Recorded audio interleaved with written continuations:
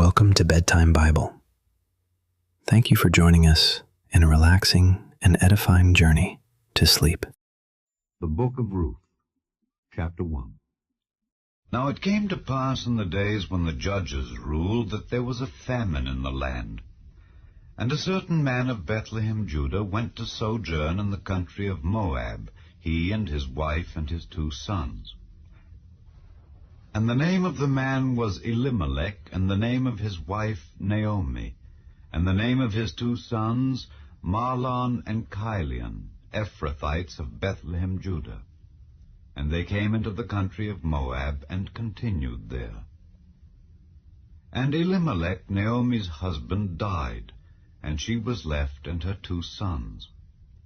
And they took them wives of the women of Moab. The name of the one was Orpah, and the name of the other Ruth. And they dwelled there about 10 years. And Mahlon and Chilion died also, both of them. And the woman was left of her 2 sons and her husband. Then she arose with her daughters-in-law, that she might return from the country of Moab. For she had heard in the country of Moab how that the Lord had visited his people in giving them bread. Wherefore she went forth out of the place where she was, and her 2 daughters-in-law with her, and they went on the way to return unto the land of Judah. And Naomi said unto her 2 daughters-in-law, Go, return each to her mother's house. The Lord deal kindly with you, as ye have dealt with the dead and with me. The Lord grant you that ye may find rest, each of you, in the house of her husband. Then she kissed them, and they lifted up their voice and wept. And they said unto her, Surely we will return with thee unto thy people. And Naomi said, Turn again, my daughters, why will ye go with me? Are there yet any more sons in my womb, that they may be your husbands? Turn again, my daughters, go your way, for I am too old to have an husband. If I should say, I have hope, if I should have an husband also tonight, and should also bear sons, would ye tarry for them till they were grown? Would ye stay for them from having husbands? Nay, my daughters, for it grieveth me much for your sakes, that the hand of the Lord is gone out against me. And they lifted up their voice and wept again. And Orpah kissed her mother-in-law, but Ruth clave unto her. And she said, Behold, thy sister-in-law is gone back unto her people and unto her gods. Return thou after thy sister-in-law. And Ruth said, Entreat me not to leave thee, or to return from following after thee. For whither thou goest, I will go, and where thou lodgest, I will lodge. Thy people shall be my people, and thy God my God. Where thou diest, will I die, and there will I be buried. The Lord do so to me, and more also, if aught but death part thee and me. When she saw that she was steadfastly minded to go with her, then she left speaking unto her. So they 2 went until they came to Bethlehem. And it came to pass, when they were come to Bethlehem, that all the city was moved about them, and they said, Is this Naomi? And she said unto them, Call me not Naomi, call me Mara, for the Almighty hath dealt very bitterly with me. I went out full, and the Lord hath brought me home again empty. Why then call ye me Naomi, seeing the Lord hath testified against me, and the Almighty hath afflicted me? So Naomi returned, and Ruth the Moabitess, her daughter-in-law, with her, which returned out of the country of Moab. And they came to Bethlehem in the beginning of barley harvest. And Naomi had a kinsman of her husband's, a mighty man of wealth of the family of Elimelech, and his name was Boaz. And Ruth the Moabitess said unto Naomi, Let me now go to the field and glean ears of corn after him in whose sight I shall find grace. And she said unto her, Go, my daughter. And she went and came and gleaned in the field after the reapers. And her hap was to light on a part of the field belonging unto Boaz, who was of the kindred of Elimelech. And behold, Boaz came from Bethlehem, and said unto the reapers, The Lord be with you. And they answered him, The Lord bless thee. Then said Boaz unto his servant that was set over the reapers, Whose damsel is this? And the servant that was set over the reapers answered and said, It is the Moabitish damsel that came back with Naomi out of the country of Moab. And she said, I pray you let me glean and gather after the reapers among the sheaves. So she came, and hath continued even from the morning until now, that she tarried a little in the house. Then said Boaz unto Ruth, Hearest thou not, my daughter? Go not to glean in another field, neither go from hence, but abide here fast by my maidens. Let thine eyes be on the field that they do reap, and go thou after them. Have I not charged the young men that they shall not touch thee? And when thou art athirst, go unto the vessels, and drink of that which the young men have drawn. Then she fell on her face, and bowed herself to the ground, and said unto him, Why have I found grace in thine eyes, that thou shouldest take knowledge of me, seeing I am a stranger? And Boaz answered and said unto her, It hath fully been showed me all that thou hast done unto thy mother-in-law since the death of thine husband, and how thou hast left thy father and thy mother, and the land of thy nativity, and art come unto a people which thou knewest not heretofore. The Lord recompense thy work, and a full reward be given thee of the Lord God of Israel, under whose wings thou art come to trust. Then she said, Let me find favor in thy sight, my Lord, for that thou hast comforted me, and for that thou hast spoken friendly unto thine handmaid, though I be not like unto one of thine handmaidens. And Boaz said unto her, At mealtime come thou hither, and eat of the bread, and dip thy morsel in the vinegar.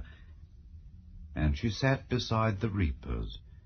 And he reached her parched corn, and she did eat, and was sufficed, and left. And when she was risen up to glean, Boaz commanded his young men, saying, Let her glean even among the sheaves, and reproach her not. And let fall also some of the handfuls of purpose for her, and leave them, that she may glean them, and rebuke her not. So she gleaned in the field until even, and beat out that she had gleaned, and it was about an ephah of barley. And she took it up and went into the city. And her mother-in-law saw what she had gleaned, and she brought forth and gave to her that she had reserved after she was sufficed. And her mother-in-law said unto her, Where hast thou gleaned today, and where wroughtest thou? Blessed be he that did take knowledge of thee. And she showed her mother-in-law with whom she had wrought, and said, The man's name with whom I wrought today is Boaz. And Naomi said unto her daughter-in-law, Blessed be he of the Lord, who hath not left off his kindness to the living and to the dead. And Naomi said unto her, The man is near of kin unto us, one of our next kinsmen. And Ruth the Moabitess said, He said unto me also, Thou shalt keep fast by my young men until they have ended all my harvest. And Naomi said unto Ruth her daughter-in-law, It is good, my daughter, that thou go out with his maidens, that they meet thee not in any other field. So she kept fast by the maidens of Boaz to glean unto the end of barley harvest and of wheat harvest, and dwelt with her mother-in-law. Then Naomi her mother-in-law said unto her, My daughter, shall I not seek rest for thee, that it may be well with thee? And now is not Boaz of our kindred, with whose maidens thou wast? Behold, he winnoweth barley tonight in the threshing floor. Wash thyself therefore, and anoint thee, and put thy raiment upon thee, and get thee down to the floor. But make not thyself known unto the man, until he shall have done eating and drinking. And it shall be, when he lieth down, that thou shalt mark the place where he shall lie, and thou shalt go in and uncover his feet, and lay thee down, and he will tell thee what thou shalt do. And she said unto her, All that thou sayest unto me I will do. And she went down unto the floor, and did according to all that her mother-in-law bade her. And when Boaz had eaten and drunk, and his heart was merry, he went to lie down at the end of the heap of corn, and she came softly, and uncovered his feet, and laid her down. And it came to pass at midnight, that the man was afraid, and turned himself, and behold, a woman lay at his feet. And he said, Who art thou? And she answered, I am Ruth thine handmaid. Spread therefore thy skirt over thine handmaid, for thou art a near kinsman. And he said, Blessed be thou of the Lord, my daughter, for thou hast showed more kindness in the latter end than at the beginning, inasmuch as thou followedst not young men, whether poor or rich. And now, my daughter, fear not. I will do to thee all that thou requirest, for all the city of my people doth know that thou art a virtuous woman. And now it is true that I am thy near kinsman. Howbeit, there is a kinsman nearer than I. Tarry this night, and it shall be in the morning, that if he will perform unto thee the part of a kinsman, well, let him do the kinsman's part. But if he will not do the part of the kinsman to thee, then will I do the part of a kinsman to thee, as the Lord liveth. Lie down until the morning. And she lay at his feet until the morning, and she rose up before one could know another. And he said, Let it not be known that a woman came into the floor. Also he said, Bring the veil that thou hast upon thee, and hold it. And when she held it, he measured 6 measures of barley, and laid it on her, and she went into the city. And when she came to her mother-in-law, she said, Who art thou, my daughter? And she told her all that the man had done to her. And she said, These 6 measures of barley gave he me, for he said to me, Go not empty unto thy mother-in-law. Then said she, Sit still, my daughter, until thou know how the matter will fall. For the man will not be in rest until he have finished the thing this day. Then went Boaz up to the gate, and sat him down there. And behold, the kinsman of whom Boaz spake came by, unto whom he said, Ho, such a one, turn aside, sit down here. And he turned aside and sat down. And he took 10 men of the elders of the city, and said, Sit ye down here. And they sat down. And he said unto the kinsman, Naomi, that is come again out of the country of Moab, selleth a parcel of land which was our brother Elimelech's. And I thought to advertise thee, saying, Buy it before the inhabitants and before the elders of my people. If thou wilt redeem it, redeem it. But if thou wilt not redeem it, then tell me, that I may know, for there is none to redeem it beside thee, and I am after thee. And he said, I will redeem it. Then said Boaz, What day thou buyest the field of the hand of Naomi, thou must buy it also of Ruth the Moabitess, the wife of the dead, to raise up the name of the dead upon his inheritance. And the kinsman said, I cannot redeem it for myself, lest I mar mine own inheritance.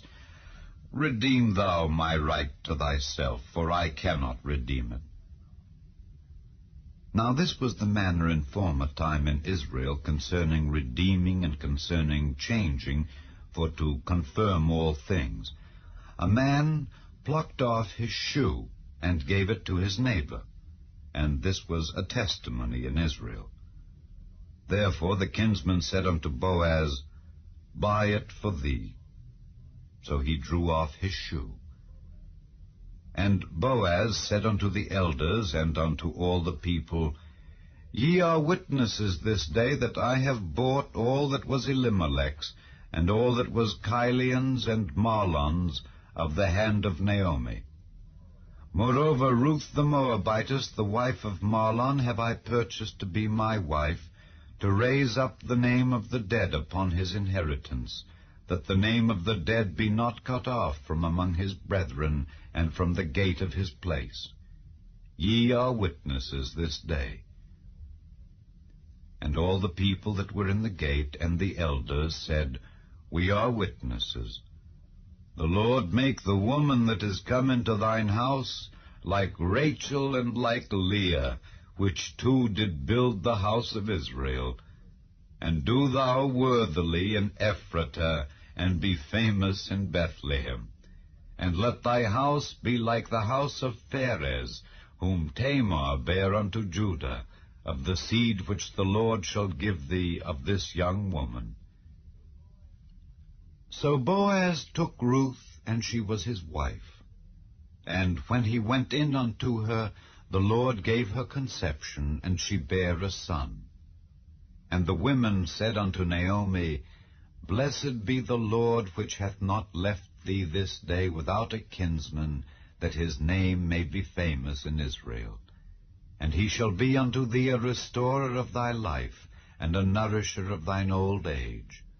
For thy daughter-in-law, which loveth thee, which is better to thee than 7 sons, hath borne him.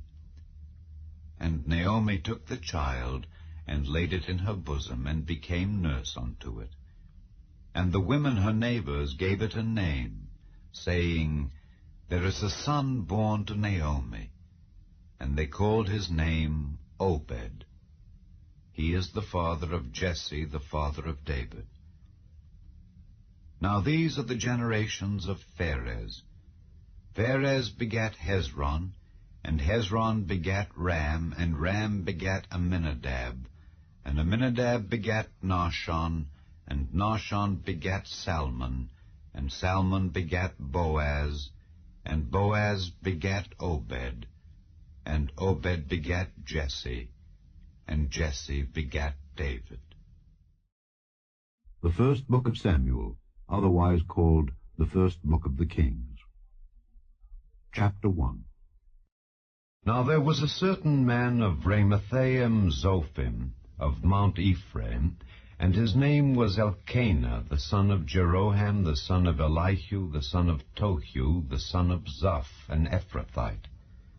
And he had 2 wives. The name of the one was Hannah, and the name of the other Peninnah. And Peninnah had children, but Hannah had no children. And this man went up out of his city yearly to worship and to sacrifice unto the Lord of hosts in Shiloh. And the 2 sons of Eli, Hophni and Phinehas, the priests of the Lord, were there. And when the time was that Elkanah offered, he gave to Peninnah his wife, and to all her sons and her daughters portions. But unto Hannah he gave a worthy portion, for he loved Hannah. But the Lord had shut up her womb. And her adversary also provoked her sore, for to make her fret, because the Lord had shut up her womb. And as he did so year by year, When she went up to the house of the Lord, so she provoked her. Therefore she wept and did not eat. Then said Elkanah her husband to her, Hannah, why weepest thou, and why eatest thou not, and why is thy heart grieved? Am not I better to thee than 10 sons? So Hannah rose up after they had eaten in Shiloh, and after they had drunk. Now Eli the priest sat upon a seat by a post of the temple of the Lord.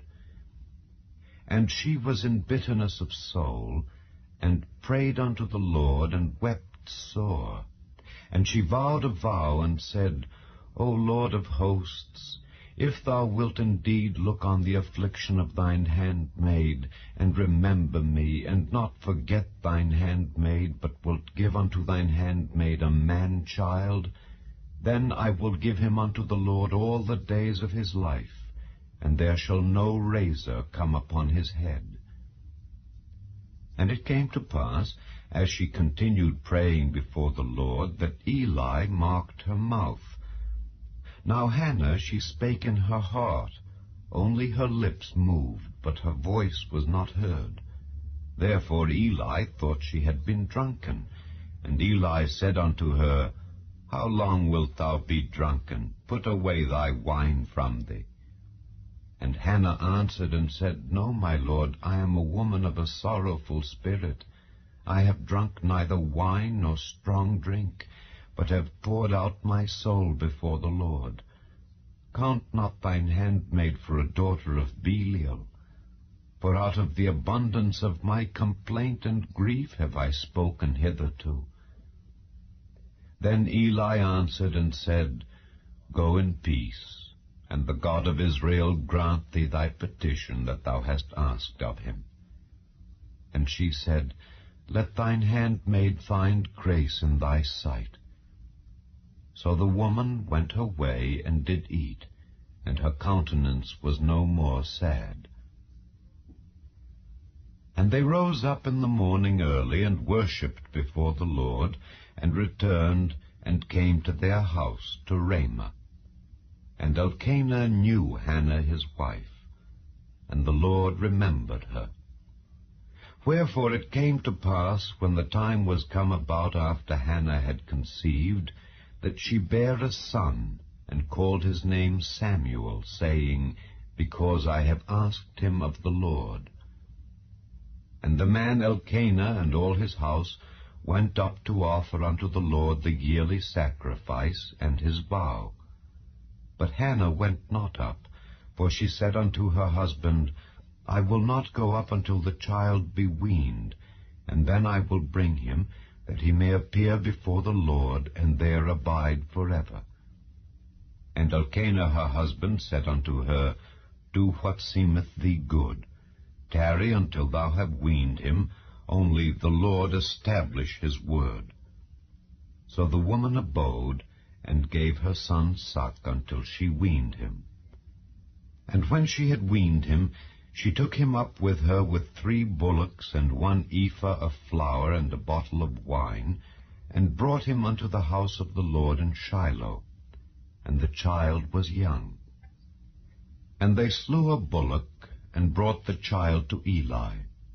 And she said, O my lord, as thy soul liveth, my lord, I am the woman that stood by thee here, praying unto the Lord.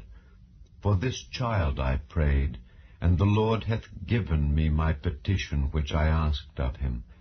Therefore also I have lent him to the Lord. As long as he liveth he shall be lent to the Lord. And he worshipped the Lord there. And Hannah prayed and said, My heart rejoiceth in the Lord, mine horn is exalted in the Lord. My mouth is enlarged over mine enemies, because I rejoice in thy salvation. There is none holy as the Lord, for there is none beside thee. Neither is there any rock like our God. Talk no more so exceeding proudly. Let not arrogancy come out of your mouth. For the Lord is a God of knowledge. and by him actions are weighed. The bows of the mighty men are broken, and they that stumbled are girded with strength. They that were full have hired out themselves for bread, and they that were hungry ceased. So that the barren hath borne 7, and she that hath many children is waxed feeble. The Lord killeth and maketh alive. He bringeth down to the grave, and bringeth up. The Lord maketh poor, and maketh rich. He bringeth low, and lifteth up. He raiseth up the poor out of the dust, and lifteth up the beggar from the dunghill, to set them among princes, and to make them inherit the throne of glory. For the pillars of the earth are the Lord's, and he hath set the world upon them. He will keep the feet of his saints, and the wicked shall be silent in darkness. For by strength shall no man prevail. The adversaries of the Lord shall be broken to pieces. Out of heaven shall he thunder upon them. The Lord shall judge the ends of the earth, and he shall give strength unto his king, and exalt the horn of his anointed. And Elkanah went to Ramah to his house, and the child did minister unto the Lord before Eli the priest. Now the sons of Eli were sons of Belial. They knew not the Lord. And the priest's custom with the people was that when any man offered sacrifice, the priest's servant came while the flesh was in seething, with a flesh hook of 3 teeth in his hand, and he struck it into the pan or kettle or cauldron or pot. All that the flesh hook brought up the priest took for himself. So they did in Shiloh unto all the Israelites that came thither. Also, before they burnt the fat, the priest's servant came and said to the man that sacrificed, Give flesh to roast for the priest, for he will not have sodden flesh of thee, but raw. And if any man said unto him, Let them not fail to burn the fat presently, and then take as much as thy soul desireth, then he would answer him, Nay, but thou shalt give it me now, and if not, I will take it by force. Wherefore the sin of the young men was very great before the Lord, for men abhorred the offering of the Lord. But Samuel ministered before the Lord, being a child, girded with a linen ephod. Moreover his mother made him a little coat, and brought it to him from year to year, when she came up with her husband to offer the yearly sacrifice. And Eli blessed Elkanah and his wife, and said, The Lord give thee seed of this woman for the loan which is lent to the Lord. And they went unto their own home. And the Lord visited Hannah, so that she conceived, and bare 3 sons and 2 daughters. And the child Samuel grew before the Lord. Now Eli was very old, and heard all that his sons did unto all Israel, and how they lay with the women that assembled at the door of the tabernacle of the congregation. And he said unto them, Why do ye such things? For I hear of your evil dealings by all this people. Nay, my sons, for it is no good report that I hear. Ye make the Lord's people to transgress. If one man sin against another, the judge shall judge him. But if a man sin against the Lord, who shall entreat for him? Notwithstanding they hearkened not unto the voice of their father, because the Lord would slay them. And the child Samuel grew on, and was in favor both with the Lord and also with men. And there came a man of God unto Eli, and said unto him, Thus saith the Lord, Did I plainly appear unto the house of thy father, when they were in Egypt in Pharaoh's house? And did I choose him out of all the tribes of Israel to be my priest, to offer upon mine altar, to burn incense, to wear an ephod before me? And did I give unto the house of thy father all the offerings made by fire of the children of Israel? Wherefore kick ye at my sacrifice, and at mine offering, which I have commanded in my habitation, and honourest thy sons above me, to make yourselves fat with the chiefest of all the offerings of Israel my people? Wherefore the Lord God of Israel saith, I said indeed that thy house and the house of thy father should walk before me forever. But now the Lord saith, Be it far from me, for them that honour me I will honour, and they that despise me shall be lightly esteemed. Behold, the days come that I will cut off thine arm and the arm of thy father's house, that there shall not be an old man in thine house. And thou shalt see an enemy in my habitation, in all the wealth which God shall give Israel. And there shall not be an old man in thine house forever. And the man of thine whom I shall not cut off from mine altar shall be to consume thine eyes, and to grieve thine heart. And all the increase of thine house shall die in the flower of their age. And this shall be a sign unto thee, that shall come upon thy 2 sons, on Hophni and Phinehas. In one day they shall die, both of them. And I will raise me up a faithful priest, that shall do according to that which is in mine heart and in my mind. And I will build him a sure house, and he shall walk before mine anointed forever. And it shall come to pass, that every one that is left in thine house shall come and crouch to him for a piece of silver and a morsel of bread, and shall say, Put me, I pray thee, into one of the priest's offices, that I may eat a piece of bread. And the child Samuel ministered unto the Lord before Eli. And the word of the Lord was precious in those days. There was no open vision. And it came to pass at that time, when Eli was laid down in his place, and his eyes began to wax dim, that he could not see, and ere the lamp of God went out in the temple of the Lord, where the ark of God was, and Samuel was laid down to sleep, that the Lord called Samuel. And he answered, Here am I. And he ran unto Eli, and said, Here am I, for thou calledst me. And he said, I called not. Lie down again. And he went and lay down. And the Lord called yet again, Samuel. And Samuel arose and went to Eli, and said, Here am I, for thou didst call me. And he answered, I called not, my son. Lie down again. Now Samuel did not yet know the Lord, neither was the word of the Lord yet revealed unto him. And the Lord called Samuel again the 3rd time.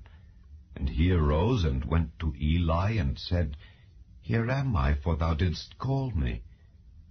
And Eli perceived that the Lord had called the child. Therefore Eli said unto Samuel, Go, lie down. And it shall be, if he call thee, that thou shalt say, Speak, Lord, for thy servant heareth. So Samuel went and lay down in his place. And the Lord came and stood, and called as at other times, Samuel, Samuel. Then Samuel answered, Speak, for thy servant heareth. And the Lord said to Samuel, Behold, I will do a thing in Israel, at which both the ears of every one that heareth it shall tingle. In that day I will perform against Eli all things which I have spoken concerning his house. When I begin, I will also make an end. For I have told him that I will judge his house forever for the iniquity which he knoweth, because his sons made themselves vile, and he restrained them not. And therefore I have sworn unto the house of Eli, that the iniquity of Eli's house shall not be purged with sacrifice nor offering forever. And Samuel lay until the morning, and opened the doors of the house of the Lord. And Samuel feared to show Eli the vision. Then Eli called Samuel, and said, Samuel, my son? And he answered, Here am I. And he said, What is the thing that the Lord hath said unto thee? I pray thee, hide it not from me. God do so to thee, and more also, if thou hide anything from me of all the things that he said unto thee. And Samuel told him every whit, and hid nothing from him. And he said, It is the Lord, let him do what seemeth him good. And Samuel grew, and the Lord was with him, and did let none of his words fall to the ground. And all Israel from Dan even to Beersheba knew that Samuel was established to be a prophet of the Lord. And the Lord appeared again in Shiloh, for the Lord revealed himself to Samuel in Shiloh by the word of the Lord. And the word of Samuel came to all Israel. Now Israel went out against the Philistines to battle, and pitched beside Ebenezer, and the Philistines pitched in Aphek. And the Philistines put themselves in array against Israel. And when they joined battle, Israel was smitten before the Philistines. And they slew of the army in the field about 4,000 men. And when the people were come into the camp, the elders of Israel said, Wherefore hath the Lord smitten us today before the Philistines? Let us fetch the ark of the covenant of the Lord out of Shiloh unto us, that when it cometh among us it may save us out of the hand of our enemies. So the people sent to Shiloh, that they might bring from thence the ark of the covenant of the Lord of hosts, which dwelleth between the cherubims. And the two sons of Eli, Hophni and Phinehas, were there with the ark of the covenant of God. And when the ark of the covenant of the Lord came into the camp, all Israel shouted with a great shout, so that the earth rang again. And when the Philistines heard the noise of the shout, they said, What meaneth the noise of this great shout in the camp of the Hebrews? And they understood that the ark of the Lord was come into the camp. And the Philistines were afraid, for they said, God is come into the camp. And they said, Woe unto us, for there hath not been such a thing heretofore. Woe unto us, who shall deliver us out of the hand of these mighty gods? These are the gods that smote the Egyptians with all the plagues in the wilderness. Be strong and quit yourselves like men, O ye Philistines, that ye be not servants unto the Hebrews, as they have been to you. Quit yourselves like men, and fight. And the Philistines fought, and Israel was smitten. And they fled every man into his tent. And there was a very great slaughter, for there fell of Israel 30,000 footmen. And the ark of God was taken, and the two sons of Eli, Hophni and Phinehas, were slain. And there ran a man of Benjamin out of the army, and came to Shiloh the same day with his clothes rent, and with earth upon his head. And when he came, lo, Eli sat upon a seat by the wayside, watching, for his heart trembled for the ark of God. And when the man came into the city and told it, all the city cried out. And when Eli heard the noise of the crying, he said, What meaneth the noise of this tumult? And the man came in hastily, and told Eli. Now Eli was 98 years old, and his eyes were dim, that he could not see. And the man said unto Eli, I am he that came out of the army, and I fled today out of the army. And he said, What is there done, my son?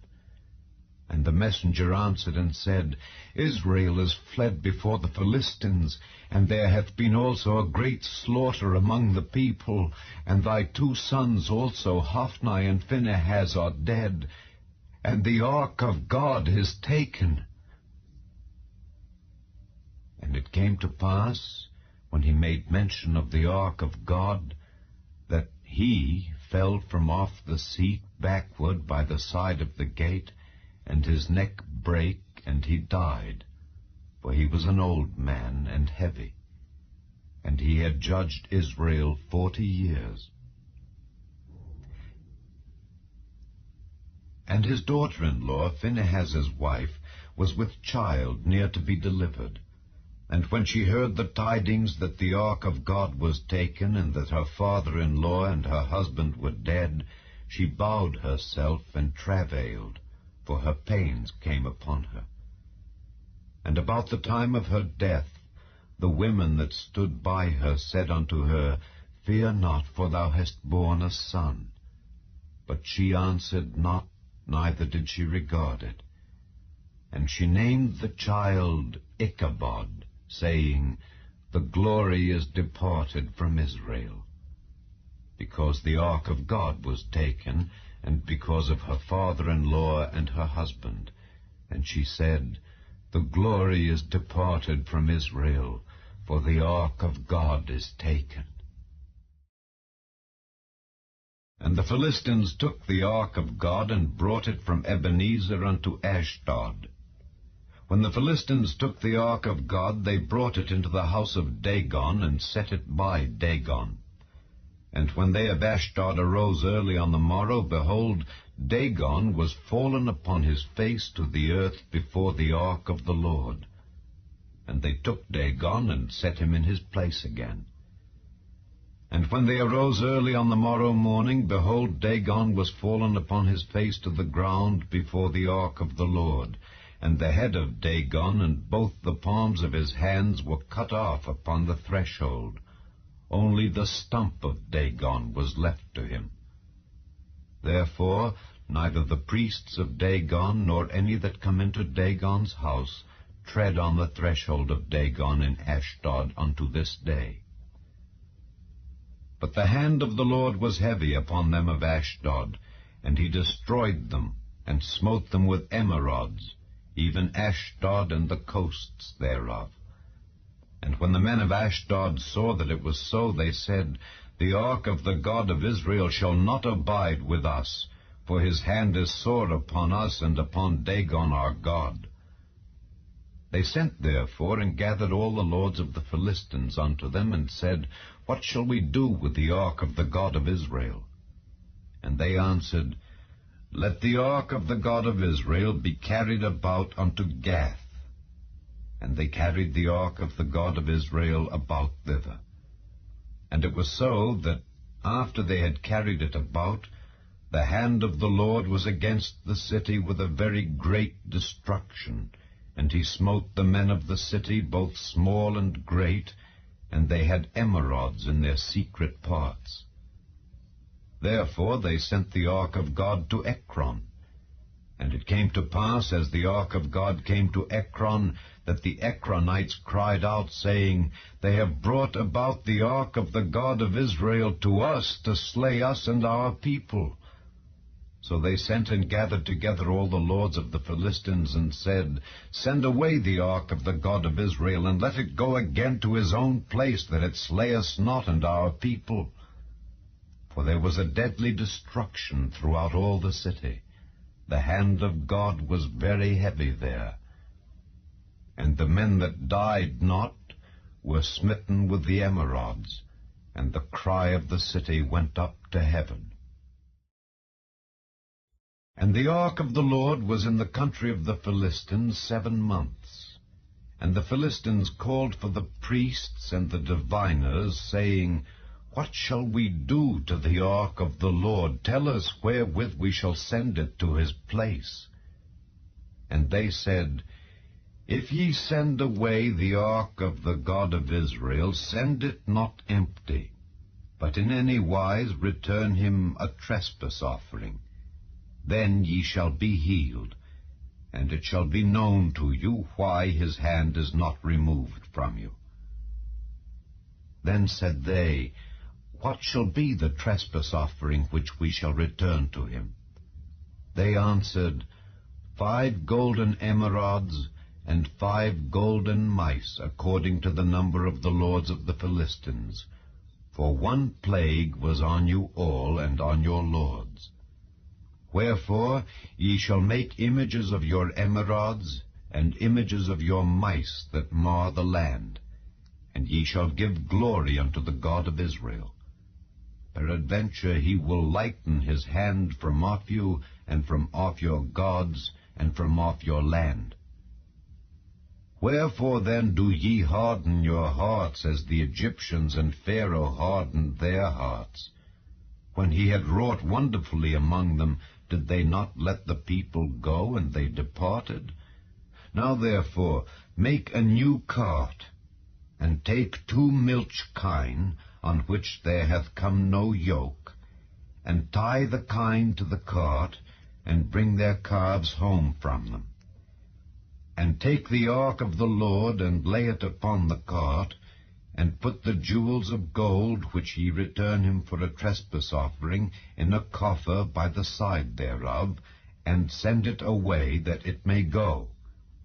And see, if it goeth up by the way of his own coast to Bethshemesh, then he hath done us this great evil. But if not, then we shall know that it is not his hand that smote us, it was a chance that happened to us. And the men did so, and took 2 milch kine, and tied them to the cart, and shut up their calves at home. And they laid the ark of the Lord upon the cart, and the coffer with the mice of gold, and the images of their emerods. And the kine took the straight way to the way of Bethshemesh, and went along the highway, lowing as they went, and turned not aside to the right hand or to the left. And the lords of the Philistines went after them unto the border of Bethshemesh. And they of Bethshemesh were reaping their wheat harvest in the valley. And they lifted up their eyes, and saw the ark, and rejoiced to see it. And the cart came into the field of Joshua, a Bethshemite, and stood there where there was a great stone. And they clave the wood of the cart, and offered the kine a burnt offering unto the Lord. And the Levites took down the ark of the Lord, and the coffer that was with it, wherein the jewels of gold were, and put them on the great stone. And the men of Bethshemesh offered burnt offerings, and sacrificed sacrifices the same day unto the Lord. And when the 5 lords of the Philistines had seen it, they returned to Ekron the same day. And these are the golden emerods which the Philistines returned for a trespass offering unto the Lord. For Ashdod 1, for Gaza 1, for Askelon 1, for Gath 1, for Ekron 1, and the golden mice, according to the number of all the cities of the Philistines belonging to the 5 lords, both of fenced cities and of country villages, even unto the great stone of Abel, whereon they set down the ark of the Lord, which stone remaineth unto this day in the field of Joshua the Bethshemite. And he smote the men of Bethshemesh, because they had looked into the ark of the Lord. Even he smote of the people 50,000 and 80 men. And the people lamented because the Lord had smitten many of the people with a great slaughter. And the men of Bethshemesh said, Who is able to stand before this holy Lord God? And to whom shall he go up from us? And they sent messengers to the inhabitants of Kirjath-jearim, saying, The Philistines have brought again the ark of the Lord. Come ye down, and fetch it up to you. And the men of Kirjath-jearim came, and fetched up the ark of the Lord, and brought it into the house of Abinadab in the hill, and sanctified Eleazar his son to keep the ark of the Lord. And it came to pass, while the ark abode in Kirjath-jearim, that the time was long, for it was 20 years, and all the house of Israel lamented after the Lord. And Samuel spake unto all the house of Israel, saying, If ye do return unto the Lord with all your hearts, then put away the strange gods and Ashtaroth from among you, and prepare your hearts unto the Lord, and serve him only, and he will deliver you out of the hand of the Philistines. Then the children of Israel did put away Baalim and Ashtaroth, and served the Lord only. And Samuel said, Gather all Israel to Mizpeh, and I will pray for you unto the Lord. And they gathered together to Mizpeh, and drew water, and poured it out before the Lord, and fasted on that day, and said there, We have sinned against the Lord. And Samuel judged the children of Israel in Mizpeh. And when the Philistines heard that the children of Israel were gathered together to Mizpeh, the lords of the Philistines went up against Israel. And when the children of Israel heard it, they were afraid of the Philistines. And the children of Israel said to Samuel, Cease not to cry unto the Lord our God for us, that he will save us out of the hand of the Philistines. And Samuel took a sucking lamb, and offered it for a burnt offering holy unto the Lord. And Samuel cried unto the Lord for Israel, and the Lord heard him. And as Samuel was offering up the burnt offering, the Philistines drew near to battle against Israel. But the Lord thundered with a great thunder on that day upon the Philistines, and discomfited them, and they were smitten before Israel. And the men of Israel went out of Mizpeh, and pursued the Philistines, and smote them until they came unto Bethkar. Then Samuel took a stone, and set it between Mizpeh and Shen, and called the name of it Ebenezer, saying, Hitherto hath the Lord helped us. So the Philistines were subdued, and they came no more into the coast of Israel. And the hand of the Lord was against the Philistines all the days of Samuel. And the cities which the Philistines had taken from Israel were restored to Israel, from Ekron even unto Gath. And the coasts thereof did Israel deliver out of the hands of the Philistines. And there was peace between Israel and the Amorites. And Samuel judged Israel all the days of his life. And he went from year to year in circuit to Bethel and Gilgal and Mizpeh, and judged Israel in all those places. And his return was to Ramah, for there was his house. And there he judged Israel, and there he built an altar unto the Lord.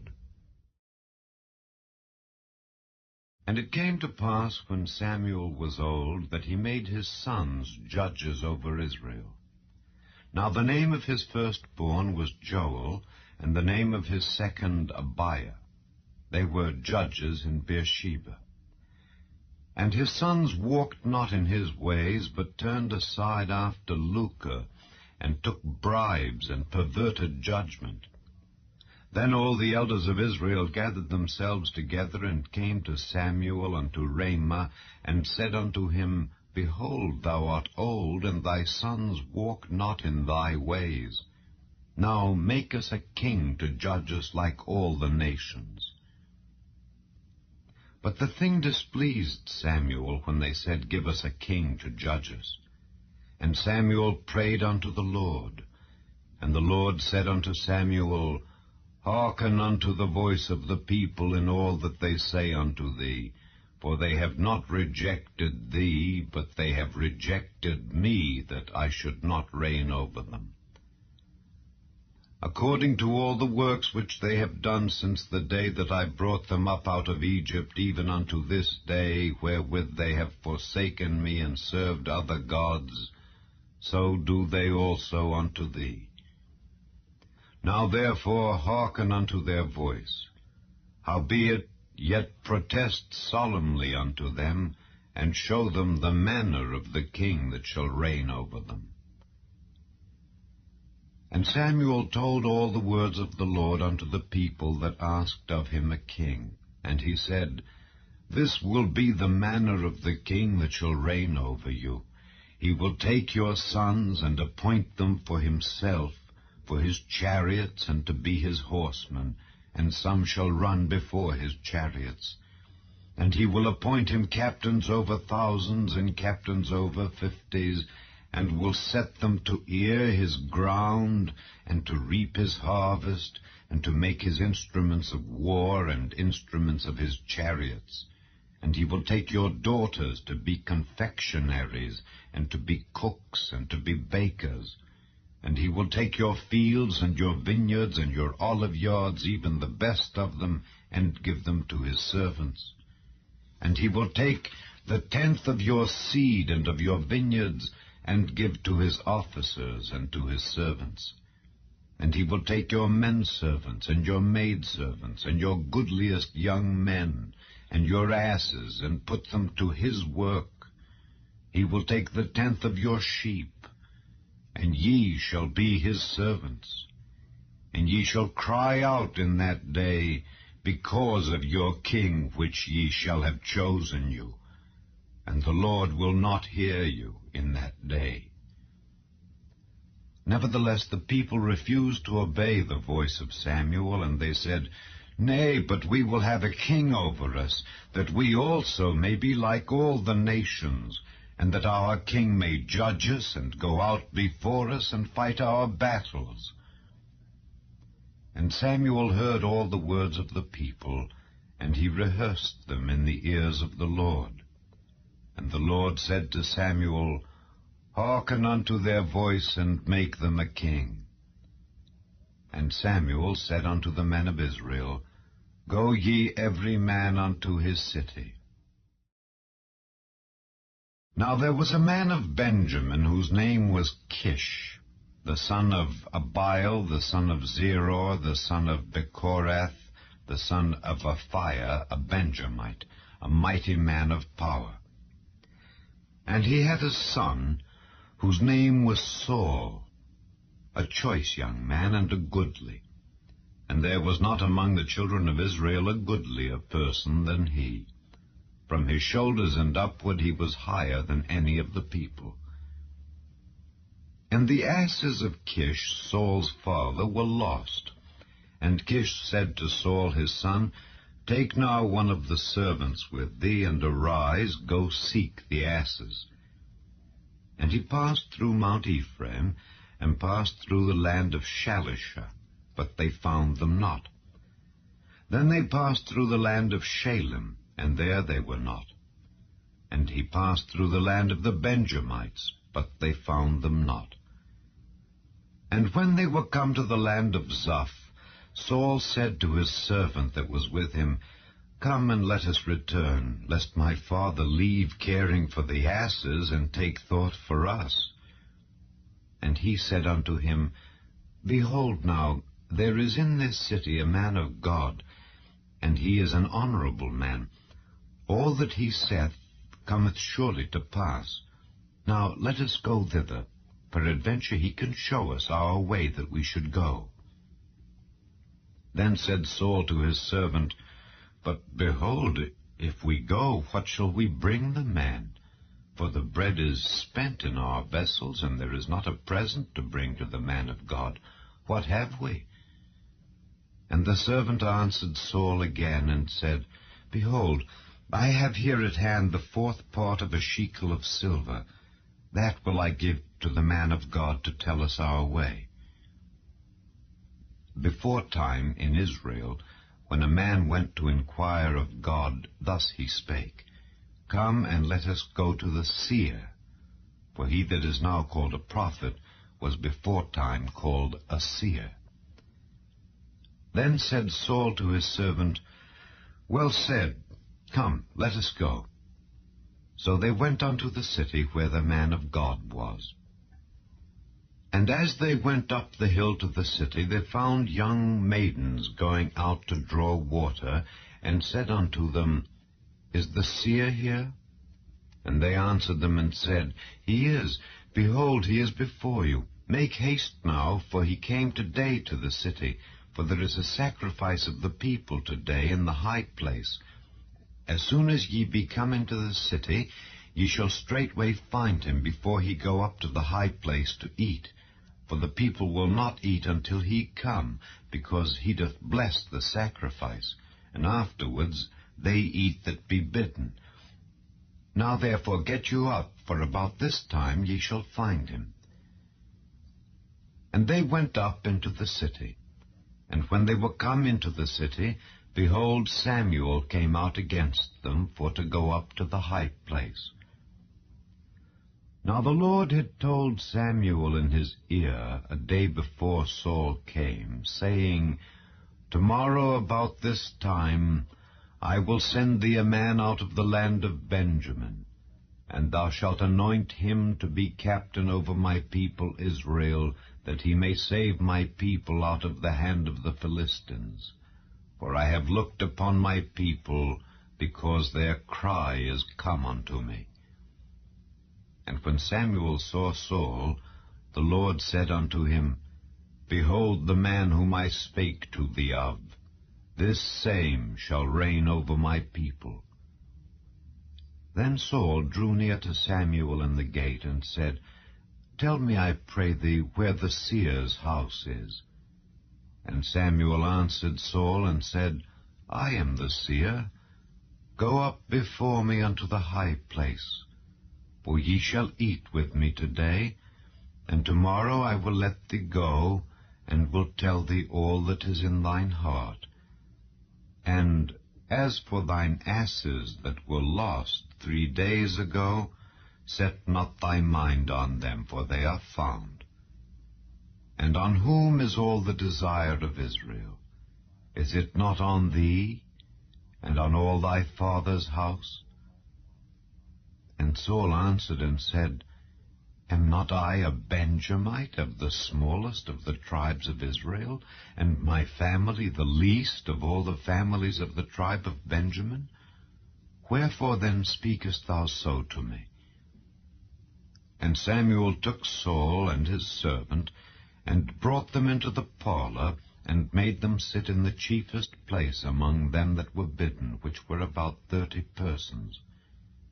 And Samuel said unto the cook, "Bring the portion which I gave thee, of which I said unto thee, set it by thee." And the cook took up the shoulder, and that which was upon it, and set it before Saul. And Samuel said, "Behold that which is left. Set it before thee, and eat. For unto this time hath it been kept for thee, since I said, I have invited the people." So Saul did eat with Samuel that day. And when they were come down from the high place into the city, Samuel communed with Saul upon the top of the house. And they arose early, and it came to pass about the spring of the day that Samuel called Saul to the top of the house, saying, "Up, that I may send thee away." And Saul arose, and they went out both of them, he and Samuel, abroad. And as they were going down to the end of the city, Samuel said to Saul, "Bid the servant pass on before us." And he passed on. But Stand thou still a while, that I may show thee the word of God. Then Samuel took a vial of oil, and poured it upon his head, and kissed him, and said, Is it not because the Lord hath anointed thee to be captain over his inheritance?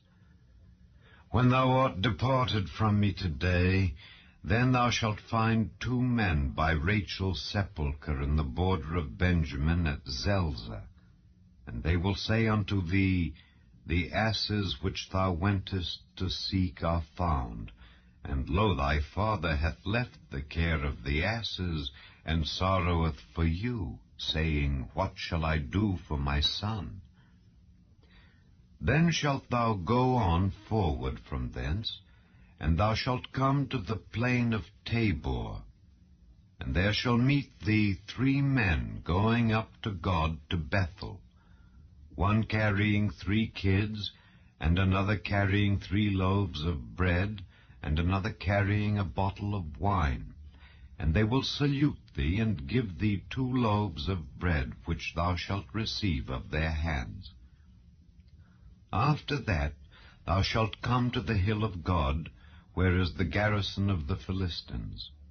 And it shall come to pass, when thou art come thither to the city, that thou shalt meet a company of prophets coming down from the high place, with a psaltery and a tabret, and a pipe and a harp before them, and they shall prophesy. And the Spirit of the Lord will come upon thee, and thou shalt prophesy with them, and shalt be turned into another man. And let it be, when these signs are come unto thee, that thou do as occasion serve thee. For God is with thee. And thou shalt go down before me to Gilgal, and behold, I will come down unto thee to offer burnt offerings, and to sacrifice sacrifices of peace offerings. 7 days shalt thou tarry, till I come to thee, and show thee what thou shalt do. And it was so that when he had turned his back to go from Samuel, God gave him another heart, and all those signs came to pass that day. And when they came thither to the hill, behold, a company of prophets met him, and the Spirit of God came upon him, and he prophesied among them. And it came to pass, when all that knew him beforetime saw that, behold, he prophesied among the prophets, then the people said one to another, What is this that is come unto the son of Kish? Is Saul also among the prophets? And one of the same place answered and said, But who is their father? Therefore it became a proverb, Is Saul also among the prophets? And when he had made an end of prophesying, he came to the high place. And Saul's uncle said unto him and to his servant, Whither went ye? And he said, To seek the asses. And when we saw that they were nowhere, we came to Samuel. And Saul's uncle said, Tell me, I pray thee, what Samuel said unto you. And Saul said unto his uncle, He told us plainly that the asses were found. But of the matter of the kingdom whereof Samuel spake, he told him not.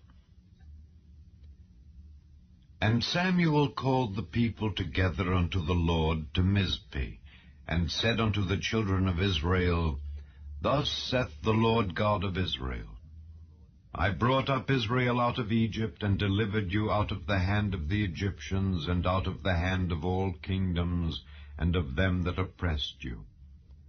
And ye have this day rejected your God, who himself saved you out of all your adversities and your tribulations. And ye have said unto him, Nay, but set a king over us. Now therefore present yourselves before the Lord by your tribes and by your thousands. And when Samuel had caused all the tribes of Israel to come near, the tribe of Benjamin was taken. When he had caused the tribe of Benjamin to come near by their families, the family of Matri was taken, and Saul the son of Kish was taken. And when they sought him, he could not be found. Therefore they inquired of the Lord further, if the man should yet come thither. And the Lord answered, Behold, he hath hid himself among the stuff. And they ran and fetched him thence. And when he stood among the people, he was higher than any of the people from his shoulders and upward. And Samuel said to all the people, See ye him whom the Lord hath chosen, that there is none like him among all the people? And all the people shouted and said, God save the king. Then Samuel told the people the manner of the kingdom, and wrote it in a book, and laid it up before the Lord. And Samuel sent all the people away, every man to his house. And Saul also went home to Gibeah, and there went with him a band of men whose hearts God had touched. But the children of Belial said, How shall this man save us? And they despised him, and brought him no presents. But he held his peace. Then Nahash the Ammonite came up, and encamped against Jabesh-Gilead. And all the men of Jabesh said unto Nahash, Make a covenant with us, and we will serve thee. And Nahash the Ammonite answered them, On this condition will I make a covenant with you, that I may thrust out all your right eyes, and lay it for a reproach upon all Israel. And the elders of Jabesh said unto him, Give us 7 days' respite, that we may send messengers unto all the coasts of Israel.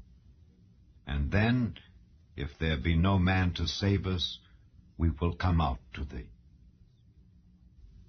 Then came the messengers to Gibeah of Saul, and told the tidings in the ears of the people. And all the people lifted up their voices and wept. And behold, Saul came after the herd out of the field. And Saul said, What aileth the people that they weep? And they told him the tidings of the men of Jabesh. And the Spirit of God came upon Saul when he heard those tidings, and his anger was kindled greatly. And he took a yoke of oxen, and hewed them in pieces, and sent them throughout all the coasts of Israel by the hands of messengers, saying, Whosoever cometh not forth after Saul and after Samuel, so shall it be done unto his oxen. And the fear of the Lord fell on the people, and they came out with one consent. And when he numbered them in Bezek, the children of Israel were 300,000, and the men of Judah 30,000. And they said unto the messengers that came, Thus shall ye say unto the men of Jabesh-Gilead, Tomorrow by that time the sun be hot, ye shall have help. And the messengers came and showed it to the men of Jabesh, and they were glad. Therefore the men of Jabesh said, Tomorrow we will come out unto you, and ye shall do with us all that seemeth good unto you. And it was so on the morrow, that Saul put the people in 3 companies, and they came into the midst of the host in the morning watch, and slew the Ammonites until the heat of the day. And it came to pass that they which remained were scattered, so that 2 of them were not left together. And the people said unto Samuel, Who is he that said, Shall Saul reign over us? Bring the men, that we may put them to death.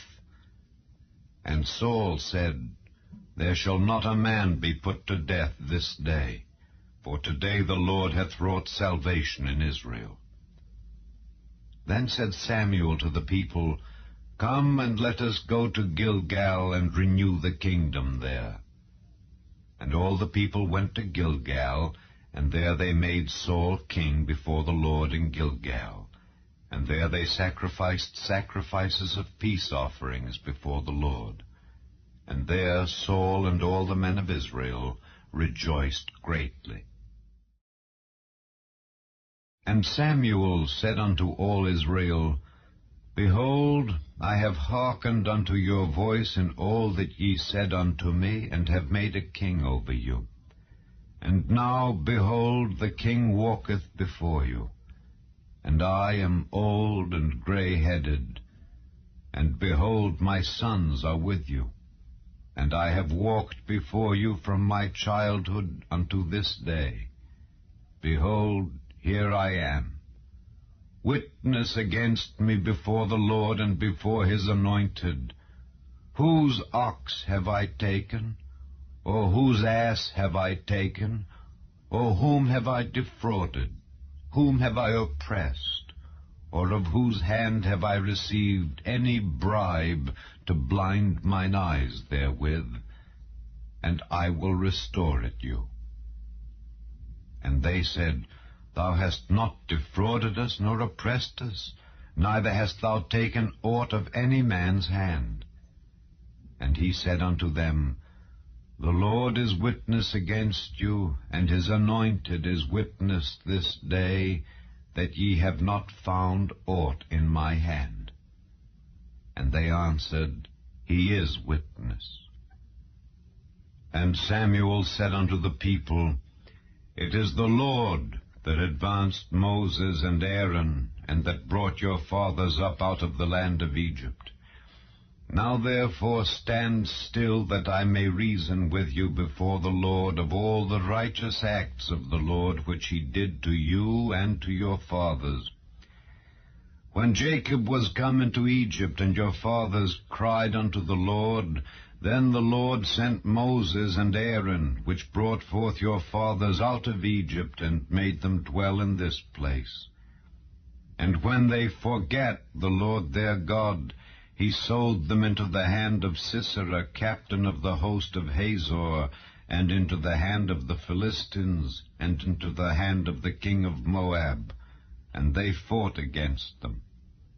And they cried unto the Lord, and said, We have sinned, because we have forsaken the Lord, and have served Baalim and Ashtaroth. But now deliver us out of the hand of our enemies, and we will serve thee. And the Lord sent Jerubbaal, and Bedan, and Jephthah, and Samuel, and delivered you out of the hand of your enemies on every side, and ye dwelled safe. And when ye saw that Nahash, the king of the children of Ammon, came against you, ye said unto me, Nay, but a king shall reign over us, when the Lord your God was your king. Now therefore, behold the king whom ye have chosen, and whom ye have desired. And behold, the Lord hath set a king over you. If ye will fear the Lord, and serve him, and obey his voice, and not rebel against the commandment of the Lord, then shall both ye and also the king that reigneth over you continue following the Lord your God. But if ye will not obey the voice of the Lord, but rebel against the commandment of the Lord, then shall the hand of the Lord be against you, as it was against your fathers. Now therefore stand and see this great thing which the Lord will do before your eyes. Is it not wheat harvest today? I will call unto the Lord, and he shall send thunder and rain, that ye may perceive and see that your wickedness is great, which ye have done in the sight of the Lord in asking you a king. So Samuel called unto the Lord, and the Lord sent thunder and rain that day. And all the people greatly feared the Lord and Samuel. And all the people said unto Samuel, Pray for thy servants unto the Lord thy God, that we die not, for we have added unto all our sins this evil, to ask us a king. And Samuel said unto the people, Fear not, ye have done all this wickedness. Yet turn not aside from following the Lord, but serve the Lord with all your heart, and turn ye not aside. For then should ye go after vain things which cannot profit nor deliver, for they are vain. For the Lord will not forsake his people for his great name's sake, because it hath pleased the Lord to make you his people. Moreover, as for me, God forbid that I should sin against the Lord in ceasing to pray for you. But I will teach you the good and the right way. Only fear the Lord, and serve him in truth with all your heart. For consider how great things he hath done for you. But if ye shall still do wickedly, ye shall be consumed, both ye and your king.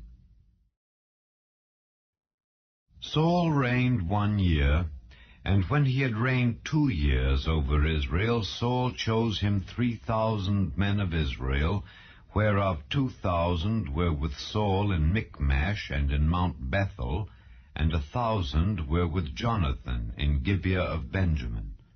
And the rest of the people he sent every man to his tent. And Jonathan smote the garrison of the Philistines that was in Geba, and the Philistines heard of it. And Saul blew the trumpet throughout all the land, saying, Let the Hebrews hear. And all Israel heard say that Saul had smitten a garrison of the Philistines, and that Israel also was had in abomination with the Philistines. And the people were called together after Saul to Gilgal. And the Philistines gathered themselves together to fight with Israel, 30,000 chariots and 6,000 horsemen, and people as the sand which is on the seashore in multitude. And they came up and pitched in Michmash, eastward from Bethaven. When the men of Israel saw that they were in a strait, for the people were distressed, then the people did hide themselves in caves, and in thickets, and in rocks, and in high places, and in pits. And some of the Hebrews went over Jordan to the land of Gad and Gilead. As for Saul, he was yet in Gilgal, and all the people followed him trembling. And he tarried 7 days, according to the set time that Samuel had appointed. But Samuel came not to Gilgal, and the people were scattered from him. And Saul said, Bring hither a burnt offering to me, and peace offerings. And he offered the burnt offering. And it came to pass, that as soon as he had made an end of offering the burnt offering, behold, Samuel came. And Saul went out to meet him, that he might salute him. And Samuel said, What hast thou done? And Saul said, Because I saw that the people were scattered from me, and that thou camest not within the days appointed, and that the Philistines gathered themselves together at Michmash, therefore said I, The Philistines will come down now upon me to Gilgal, and I have not made supplication unto the Lord. I forced myself, therefore, and offered a burnt offering. And Samuel said to Saul, Thou hast done foolishly. Thou hast not kept the commandment of the Lord thy God, which he commanded thee. For now would the Lord have established thy kingdom upon Israel forever. But now thy kingdom shall not continue. The Lord hath sought him a man after his own heart, and the Lord hath commanded him to be captain over his people, because thou hast not kept that which the Lord commanded thee. And Samuel arose and gat him up from Gilgal unto Gibeah of Benjamin. And Saul numbered the people that were present with him, about 600 men. And Saul and Jonathan his son, and the people that were present with them, abode in Gibeah of Benjamin. But the Philistines encamped in Michmash. And the spoilers came out of the camp of the Philistines in 3 companies. 1 company turned unto the way that leadeth to Ophrah, unto the land of Shual, and another company turned the way to Beth-horon, and another company turned to the way of the border that looketh to the valley of Zeboim toward the wilderness. Now there was no smith found throughout all the land of Israel, for the Philistines said, lest the Hebrews make them swords or spears. But all the Israelites went down to the Philistines to sharpen every man his share, and his coulter, and his axe, and his mattock. Yet they had a file for the mattocks, and for the coulters, and for the forks, and for the axes, and to sharpen the goads. So it came to pass in the day of battle that there was neither sword nor spear found in the hand of any of the people that were with Saul and Jonathan, but with Saul and with Jonathan his son was there found. And the garrison of the Philistines went out to the passage of Michmash. Now it came to pass upon a day that Jonathan the son of Saul said unto the young man that bare his armor, Come and let us go over to the Philistines' garrison that is on the other side. But he told not his father. And Saul tarried in the uttermost part of Gibeah under a pomegranate tree which is in Migron, and the people that were with him were about 600 men. And Ahiah the son of Ahitub, Ichabod's brother, the son of Phinehas, the son of Eli, the Lord's priest in Shiloh, wearing an ephod. And the people knew not that Jonathan was gone.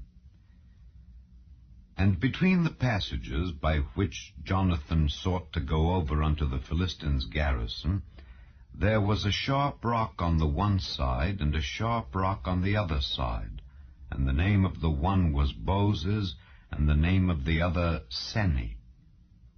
The forefront of the one was situate northward, over against Michmash, and the other southward, over against Gibeah. And Jonathan said to the young man that bare his armor, Come and let us go over unto the garrison of these uncircumcised. It may be that the Lord will work for us, for there is no restraint to the Lord to save by many or by few. And his armor-bearer said unto him, Do all that is in thine heart. Turn thee. Behold, I am with thee according to thy heart. Then said Jonathan, Behold, we will pass over unto these men, and we will discover ourselves unto them. If they say thus unto us, Tarry until we come to you, then we will stand still in our place, and will not go up unto them. But if they say thus, Come up unto us, then we will go up, for the Lord hath delivered them into our hand, and this shall be a sign unto us. And both of them discovered themselves unto the garrison of the Philistines, and the Philistines said, Behold, the Hebrews come forth out of the holes where they had hid themselves. And the men of the garrison answered Jonathan and his armor-bearer, and said, Come up to us, and we will show you a thing. And Jonathan said unto his armor-bearer, Come up after me, for the Lord hath delivered them into the hand of Israel. And Jonathan climbed up upon his hands and upon his feet, and his armor-bearer after him. And they fell before Jonathan, and his armor-bearer slew after him. And that first slaughter which Jonathan and his armor-bearer made was about 20 men, within as it were an half-acre of land, which a yoke of oxen might plough. And there was trembling in the host, in the field, and among all the people. The garrison and the spoilers, they also trembled, and the earth quaked. So it was a very great trembling. And the watchmen of Saul and Gibeah of Benjamin looked, and behold, the multitude melted away, and they went on beating down one another. Then said Saul unto the people that were with him, Number now, and see who is gone from us. And when they had numbered, behold, Jonathan and his armor-bearer were not there. And Saul said unto Ahiah, Bring hither the ark of God. For the ark of God was at that time with the children of Israel. And it came to pass, while Saul talked unto the priest, that the noise that was in the host of the Philistines went on and increased. And Saul said unto the priest, Withdraw thine hand. And Saul and all the people that were with him assembled themselves, and they came to the battle. And behold, every man's sword was against his fellow, and there was a very great discomfiture. Moreover, the Hebrews that were with the Philistines before that time, which went up with them into the camp from the country round about, even they also turned to be with the Israelites that were with Saul and Jonathan. Likewise all the men of Israel which had hid themselves in Mount Ephraim, when they heard that the Philistines fled, even they also followed hard after them in the battle. So the Lord saved Israel that day, and the battle passed over unto Beth-aven. And the men of Israel were distressed that day, for Saul had adjured the people, saying, Cursed be the man that eateth any food until evening, that I may be avenged on mine enemies. So none of the people tasted any food. And all they of the land came to a wood, and there was honey upon the ground. And when the people were come into the wood, behold, the honey dropped, but no man put his hand to his mouth, for the people feared the oath. But Jonathan heard not when his father charged the people with the oath. Wherefore he put forth the end of the rod that was in his hand, and dipped it in an honeycomb, and put his hand to his mouth, and his eyes were enlightened. Then answered one of the people, and said, Thy father straitly charged the people with an oath, saying, Cursed be the man that eateth any food this day. And the people were faint.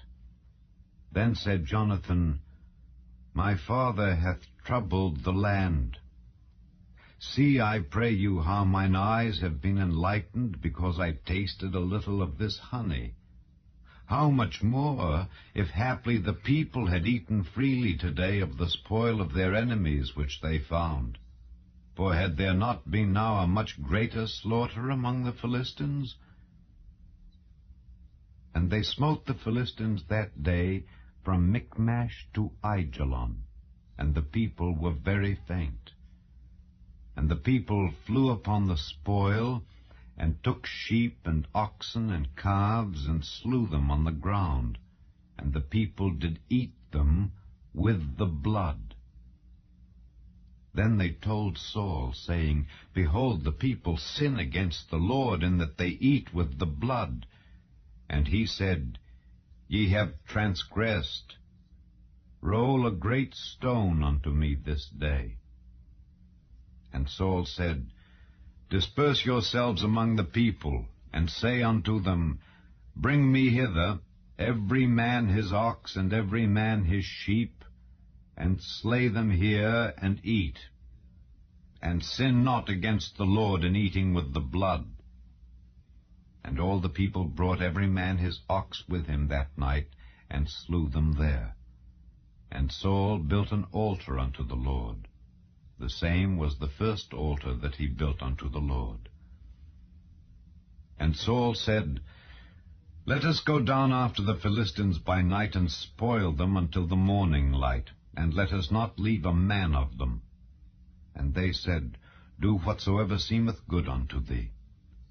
Then said the priest, Let us draw near hither unto God. And Saul asked counsel of God, Shall I go down after the Philistines? Wilt thou deliver them into the hand of Israel? But he answered him not that day. And Saul said, Draw ye near hither, all the chief of the people, and know and see wherein this sin hath been this day. For as the Lord liveth, which saveth Israel, though it be in Jonathan my son, he shall surely die. but there was not a man among all the people that answered him. Then said he unto all Israel, Be ye on one side, and I and Jonathan my son will be on the other side. And the people said unto Saul, Do what seemeth good unto thee. Therefore Saul said unto the Lord God of Israel, Give a perfect lot. And Saul and Jonathan were taken, but the people escaped. And Saul said, Cast lots between me and Jonathan my son. And Jonathan was taken. Then Saul said to Jonathan, Tell me what thou hast done. And Jonathan told him and said, I did but taste a little honey with the end of the rod that was in mine hand, and lo, I must die. And Saul answered, God do so, and more also, for thou shalt surely die, Jonathan. And the people said unto Saul, Shall Jonathan die, who hath wrought this great salvation in Israel? God forbid. As the Lord liveth, there shall not one hair of his head fall to the ground, for he hath wrought with God this day. So the people rescued Jonathan, that he died not. Then Saul went up from following the Philistines, and the Philistines went to their own place. So Saul took the kingdom over Israel, and fought against all his enemies on every side, against Moab, and against the children of Ammon, and against Edom, and against the kings of Zobah, and against the Philistines. And whithersoever he turned himself, he vexed them. And he gathered an host, and smote the Amalekites, and delivered Israel out of the hands of them that spoiled them. Now the sons of Saul were Jonathan, and Ishuai, and Melchishua. And the names of his 2 daughters were these, the name of the firstborn Merab, and the name of the younger Michal. And the name of Saul's wife was Ahinoam, the daughter of Ahimaaz. And the name of the captain of his host was Abner, the son of Ner, Saul's uncle. And Kish was the father of Saul, and Ner the father of Abner was the son of Abiel. And there was sore war against the Philistines all the days of Saul. And when Saul saw any strong man or any valiant man, he took him unto him. Samuel also said unto Saul, The Lord sent me to anoint thee to be king over his people, over Israel. Now therefore hearken thou unto the voice of the words of the Lord.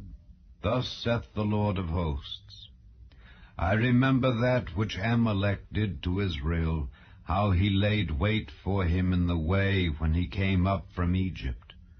Now go and smite Amalek, and utterly destroy all that they have, and spare them not, but slay both man and woman, infant and suckling, ox and sheep, camel and ass. And Saul gathered the people together, and numbered them in Telaim, 200,000 footmen, and 10,000 men of Judah. And Saul came to a city of Amalek, and laid wait in the valley. And Saul said unto the Kenites, Go, depart, get you down from among the Amalekites, lest I destroy you with them. For ye showed kindness to all the children of Israel when they came up out of Egypt. So the Kenites departed from among the Amalekites. And Saul smote the Amalekites from Havilah until thou comest to Shur, that is over against Egypt. And he took Agag, the king of the Amalekites, alive, and utterly destroyed all the people with the edge of the sword. But Saul and the people spared Agag, and the best of the sheep, and of the oxen, and of the fatlings, and the lambs, and all that was good, and would not utterly destroy them. But everything that was vile and refuse, that they destroyed utterly. Then came the word of the Lord unto Samuel, saying, It repenteth me that I have set up Saul to be king, for he is turned back from following me, and hath not performed my commandments. and it grieved Samuel, and he cried unto the Lord all night. And when Samuel rose early to meet Saul in the morning, it was told Samuel, saying, Saul came to Carmel, and behold, he set him up a place, and is gone about, and passed on, and gone down to Gilgal. And Samuel came to Saul, and Saul said unto him, Blessed be thou of the Lord. I have performed the commandment of the Lord. And Samuel said, What meaneth then this bleating of the sheep in mine ears, and the lowing of the oxen which I hear? And Saul said, They have brought them from the Amalekites, for the people spared the best of the sheep and of the oxen to sacrifice unto the Lord thy God, and the rest we have utterly destroyed. Then Samuel said unto Saul, Stay, and I will tell thee what the Lord hath said to me this night. And he said unto him, Say on. And Samuel said, When thou wast little in thine own sight, wast thou not made the head of the tribes of Israel? And the Lord anointed thee king over Israel? And the Lord sent thee on a journey, and said, Go and utterly destroy the sinners, the Amalekites, and fight against them until they be consumed. Wherefore then didst thou not obey the voice of the Lord, but didst fly upon the spoil, and didst evil in the sight of the Lord? And Saul said unto Samuel, Yea, I have obeyed the voice of the Lord, and have gone the way which the Lord sent me, and have brought Agag the king of Amalek, and have utterly destroyed the Amalekites. But the people took of the spoil sheep and oxen, the chief of the things which should have been utterly destroyed, to sacrifice unto the Lord thy God in Gilgal. And Samuel said, Hath the Lord as great delight in burnt offerings and sacrifices as in obeying the voice of the Lord? Behold, to obey is better than sacrifice, and to hearken than the fat of rams. For rebellion is as the sin of witchcraft, and stubbornness is as iniquity and idolatry. Because thou hast rejected the word of the Lord, he hath also rejected thee from being king. And Saul said unto Samuel, I have sinned, for I have transgressed the commandment of the Lord and thy words, because I feared the people and obeyed their voice. Now therefore I pray thee, pardon my sin, and turn again with me, that I may worship the Lord. And Samuel said unto Saul, I will not return with thee, for thou hast rejected the word of the Lord, and the Lord hath rejected thee from being king over Israel. And as Samuel turned about to go away, he laid hold upon the skirt of his mantle, and it rent. And Samuel said unto him, The Lord hath rent the kingdom of Israel from thee this day, and hath given it to a neighbor of thine that is better than thou. And also the strength of Israel will not lie nor repent, for he is not a man that he should repent. Then he said, I have sinned, yet honor me now, I pray thee, before the elders of my people and before Israel, and turn again with me, that I may worship the Lord thy God. So Samuel turned again after Saul, and Saul worshipped the Lord. Then said Samuel, Bring ye hither to me Agag, the king of the Amalekites.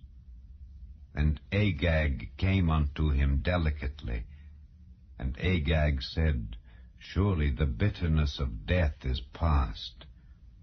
And Samuel said, As thy sword hath made women childless, so shall thy mother be childless among women. And Samuel hewed Agag in pieces before the Lord in Gilgal. Then Samuel went to Ramah, and Saul went up to his house to Gibeah of Saul. And Samuel came no more to see Saul until the day of his death. Nevertheless Samuel mourned for Saul, and the Lord repented that he had made Saul king over Israel. And the Lord said unto Samuel, How long wilt thou mourn for Saul, seeing I have rejected him from reigning over Israel? Fill thine horn with oil, and go. I will send thee to Jesse the Bethlehemite, for I have provided me a king among his sons. And Samuel said, How can I go? If Saul hear it, he will kill me. And the Lord said, Take an heifer with thee, and say, I am come to sacrifice to the Lord. And call Jesse to the sacrifice, and I will show thee what thou shalt do. And thou shalt anoint unto me him whom I name unto thee. And Samuel did that which the Lord spake, and came to Bethlehem. And the elders of the town trembled at his coming, and said, Comest thou peaceably? And he said, Peaceably. I am come to sacrifice unto the Lord. Sanctify yourselves, and come with me to the sacrifice. And he sanctified Jesse and his sons, and called them to the sacrifice. And it came to pass, when they were come, that he looked on Eliab, and said, Surely the Lord's anointed is before him. But the Lord said unto Samuel, Look not on his countenance, or on the height of his stature, because I have refused him. For the Lord seeth not as man seeth, for man looketh on the outward appearance, but the Lord looketh on the heart. Then Jesse called Abinadab, and made him pass before Samuel. And he said, Neither hath the Lord chosen this. Then Jesse made Shammah to pass by, and he said, Neither hath the Lord chosen this. Again Jesse made 7 of his sons to pass before Samuel. And Samuel said unto Jesse, The Lord hath not chosen these. And Samuel said unto Jesse, Are here all thy children? And he said, There remaineth yet the youngest, and behold, he keepeth the sheep. And Samuel said unto Jesse, Send and fetch him, for we will not sit down till he come hither. And he sent and brought him in. Now he was ruddy, and withal of a beautiful countenance, and goodly to look to. And the Lord said, Arise, anoint him, for this is he. Then Samuel took the horn of oil, and anointed him in the midst of his brethren. And the Spirit of the Lord came upon David from that day forward. So Samuel rose up, and went to Ramah. But the Spirit of the Lord departed from Saul, and an evil spirit from the Lord troubled him. And Saul's servants said unto him, Behold now, an evil spirit from God troubleth thee. Let our Lord now command thy servants, which are before thee, to seek out a man who is a cunning player on an harp. And it shall come to pass, when the evil spirit from God is upon thee, that he shall play with his hand, and thou shalt be well. And Saul said unto his servants, Provide me now a man that can play well, and bring him to me.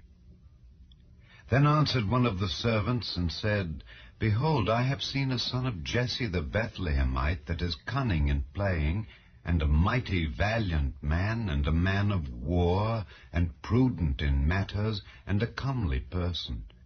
And the Lord is with him. Wherefore Saul sent messengers unto Jesse, and said, Send me David thy son, which is with the sheep.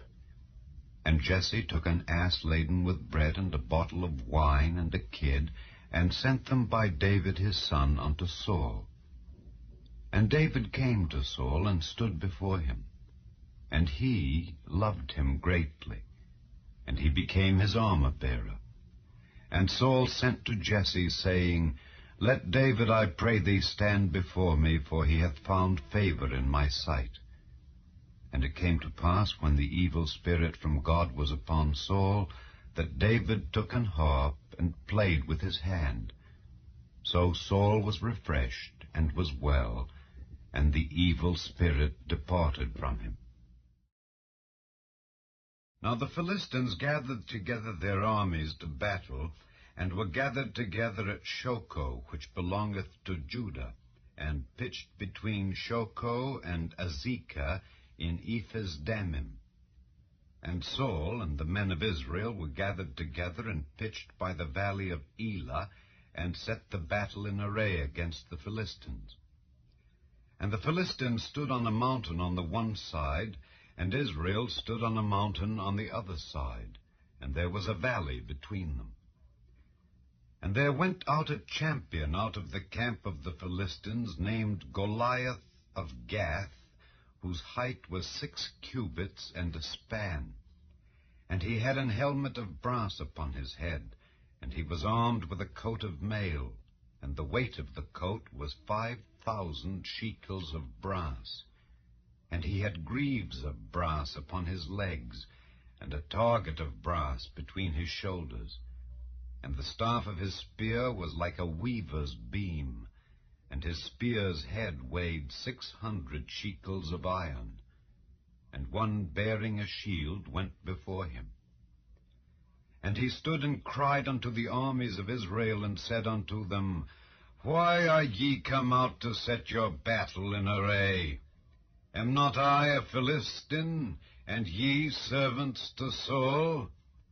Choose you a man for you, and let him come down to me. If he be able to fight with me and to kill me, then will we be your servants. But if I prevail against him and kill him, then shall ye be our servants and serve us. And the Philistines said, I defy the armies of Israel this day. Give me a man that we may fight together. When Saul and all Israel heard those words of the Philistine, they were dismayed and greatly afraid. Now David was the son of that Ephrathite of Bethlehem, Judah, whose name was Jesse, and he had 8 sons. And the man went among men for an old man in the days of Saul. And the 3 eldest sons of Jesse went and followed Saul to the battle. And the names of his 3 sons that went to the battle were Eliab the firstborn, and next unto him Abinadab, and the third Shammah. And David was the youngest. And the 3 eldest followed Saul.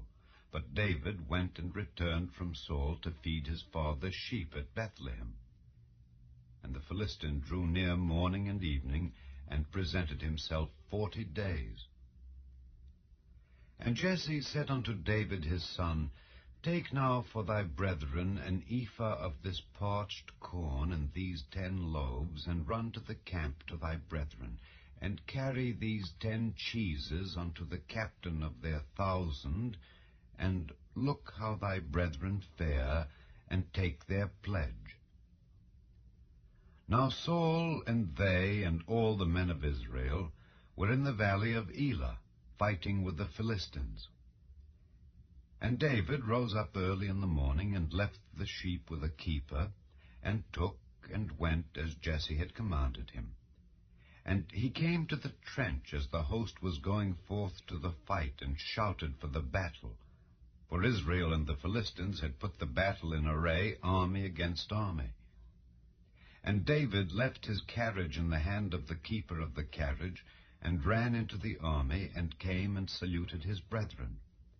And as he talked with them, behold, there came up the champion, the Philistine of Gath, Goliath by name, out of the armies of the Philistines, and spake according to the same words. And David heard them.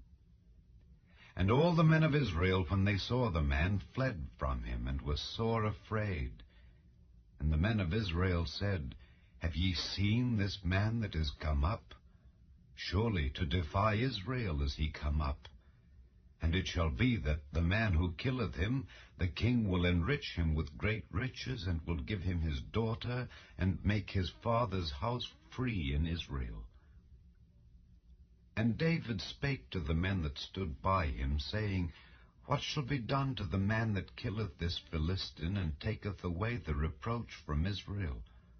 For who is this uncircumcised Philistine, that he should defy the armies of the living God? And the people answered him after this manner, saying, So shall it be done to the man that killeth him. And Eliab, his eldest brother, heard when he spake unto the men. And Eliab's anger was kindled against David, and he said, Why camest thou down hither? And with whom hast thou left those few sheep in the wilderness? I know thy pride and the naughtiness of thine heart, for thou art come down that thou mightest see the battle. And David said, What have I now done? Is there not a cause? And he turned from him toward another, and spake after the same manner. And the people answered him again after the former manner. And when the words were heard which David spake, they rehearsed them before Saul, and he sent for him. And David said to Saul, Let no man's heart fail because of him. Thy servant will go and fight with this Philistine. And Saul said to David, Thou art not able to go against this Philistine to fight with him, for thou art but a youth, and he a man of war from his youth. And David said unto Saul, Thy servant kept his father's sheep, and there came a lion and a bear, and took a lamb out of the flock. And I went out after him, and smote him, and delivered it out of his mouth. And when he arose against me, I caught him by his beard, and smote him, and slew him. Thy servant slew both the lion and the bear. And this uncircumcised Philistine shall be as one of them, seeing he hath defied the armies of the living God. David said moreover, The Lord that delivered me out of the paw of the lion, and out of the paw of the bear, he will deliver me out of the hand of this Philistine. And Saul said unto David, Go, and the Lord be with thee. And Saul armed David with his armor, and he put an helmet of brass upon his head. Also he armed him with a coat of mail. And David girded his sword upon his armor, and he essayed to go, for he had not proved it. And David said unto Saul, I cannot go with these, for I have not proved them. And David put them off him. And he took his staff in his hand, and chose him 5 smooth stones out of the brook, and put them in a shepherd's bag which he had, even in a scrip. And his sling was in his hand. And he drew near to the Philistine. And the Philistine came on, and drew near unto David, and the man that bare the shield went before him. And when the Philistine looked about and saw David, he disdained him, for he was but a youth, and ruddy, and of a fair countenance. And the Philistine said unto David, Am I a dog, that thou comest to me with staves? And the Philistine cursed David by his gods. And the Philistine said to David, Come to me, and I will give thy flesh unto the fowls of the air, and to the beasts of the field. Then said David to the Philistine, Thou comest to me with a sword, and with a spear, and with a shield. But I come to thee in the name of the Lord of hosts, the God of the armies of Israel, whom thou hast defied. This day will the Lord deliver thee into mine hand, and I will smite thee, and take thine head from thee. And I will give the carcasses of the host of the Philistines this day unto the fowls of the air, and to the wild beasts of the earth, that all the earth may know that there is a God in Israel. And all this assembly shall know that the Lord saveth not with sword and spear, for the battle is the Lord's, and he will give you into our hands.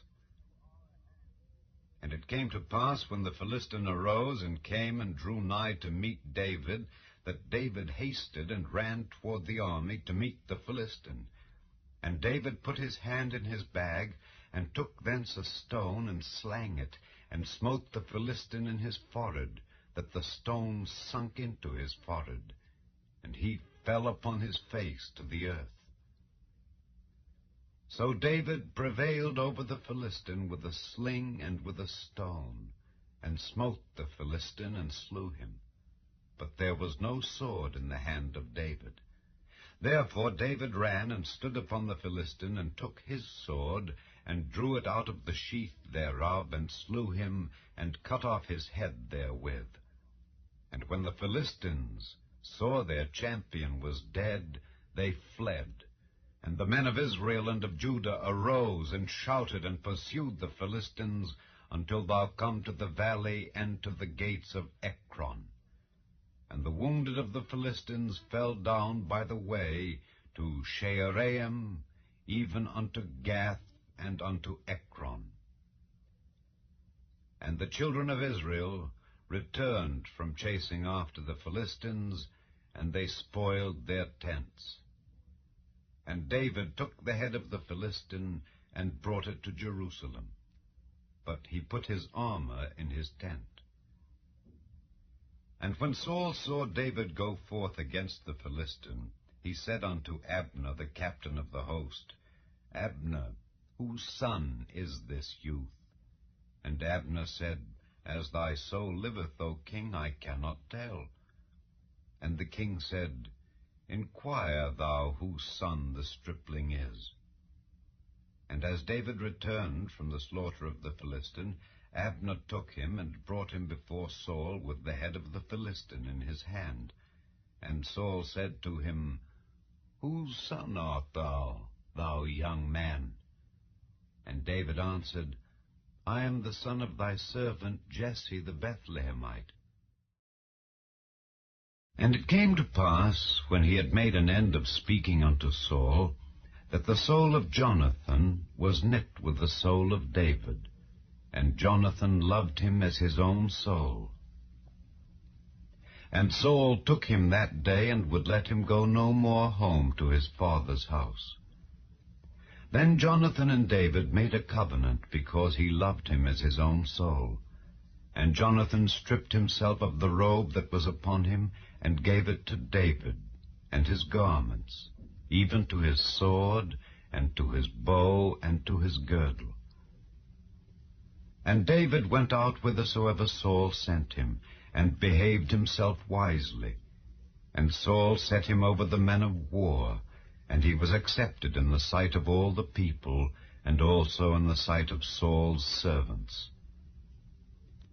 And it came to pass, as they came, when David was returned from the slaughter of the Philistine, that the women came out of all cities of Israel, singing and dancing, to meet King Saul with tabrets, with joy, and with instruments of music. And the women answered one another as they played, and said, Saul hath slain his thousands, and David his 10,000s. And Saul was very wroth, and the saying displeased him. And he said, They have ascribed unto David 10,000s, and to me they have ascribed but thousands. And what can he have more but the kingdom? And Saul eyed David from that day and forward. And it came to pass on the morrow that the evil spirit from God came upon Saul, and he prophesied in the midst of the house. And David played with his hand as at other times, and there was a javelin in Saul's hand. And Saul cast the javelin, for he said, I will smite David even to the wall with it. And David avoided out of his presence twice. And Saul was afraid of David, because the Lord was with him, and was departed from Saul. Therefore Saul removed him from him, and made him his captain over 1,000. And he went out and came in before the people. And David behaved himself wisely in all his ways, and the Lord was with him. Wherefore, when Saul saw that he behaved himself very wisely, he was afraid of him. But all Israel and Judah loved David, because he went out and came in before them. And Saul said to David, Behold, my elder daughter Merab, her will I give thee to wife. Only be thou valiant for me, and fight the Lord's battles. For Saul said, Let not mine hand be upon him, but let the hand of the Philistines be upon him. And David said unto Saul, Who am I, and what is my life or my father's family in Israel, that I should be son-in-law to the king? But it came to pass at the time when Merab Saul's daughter should have been given to David, that she was given unto Adriel the Maholathite to wife.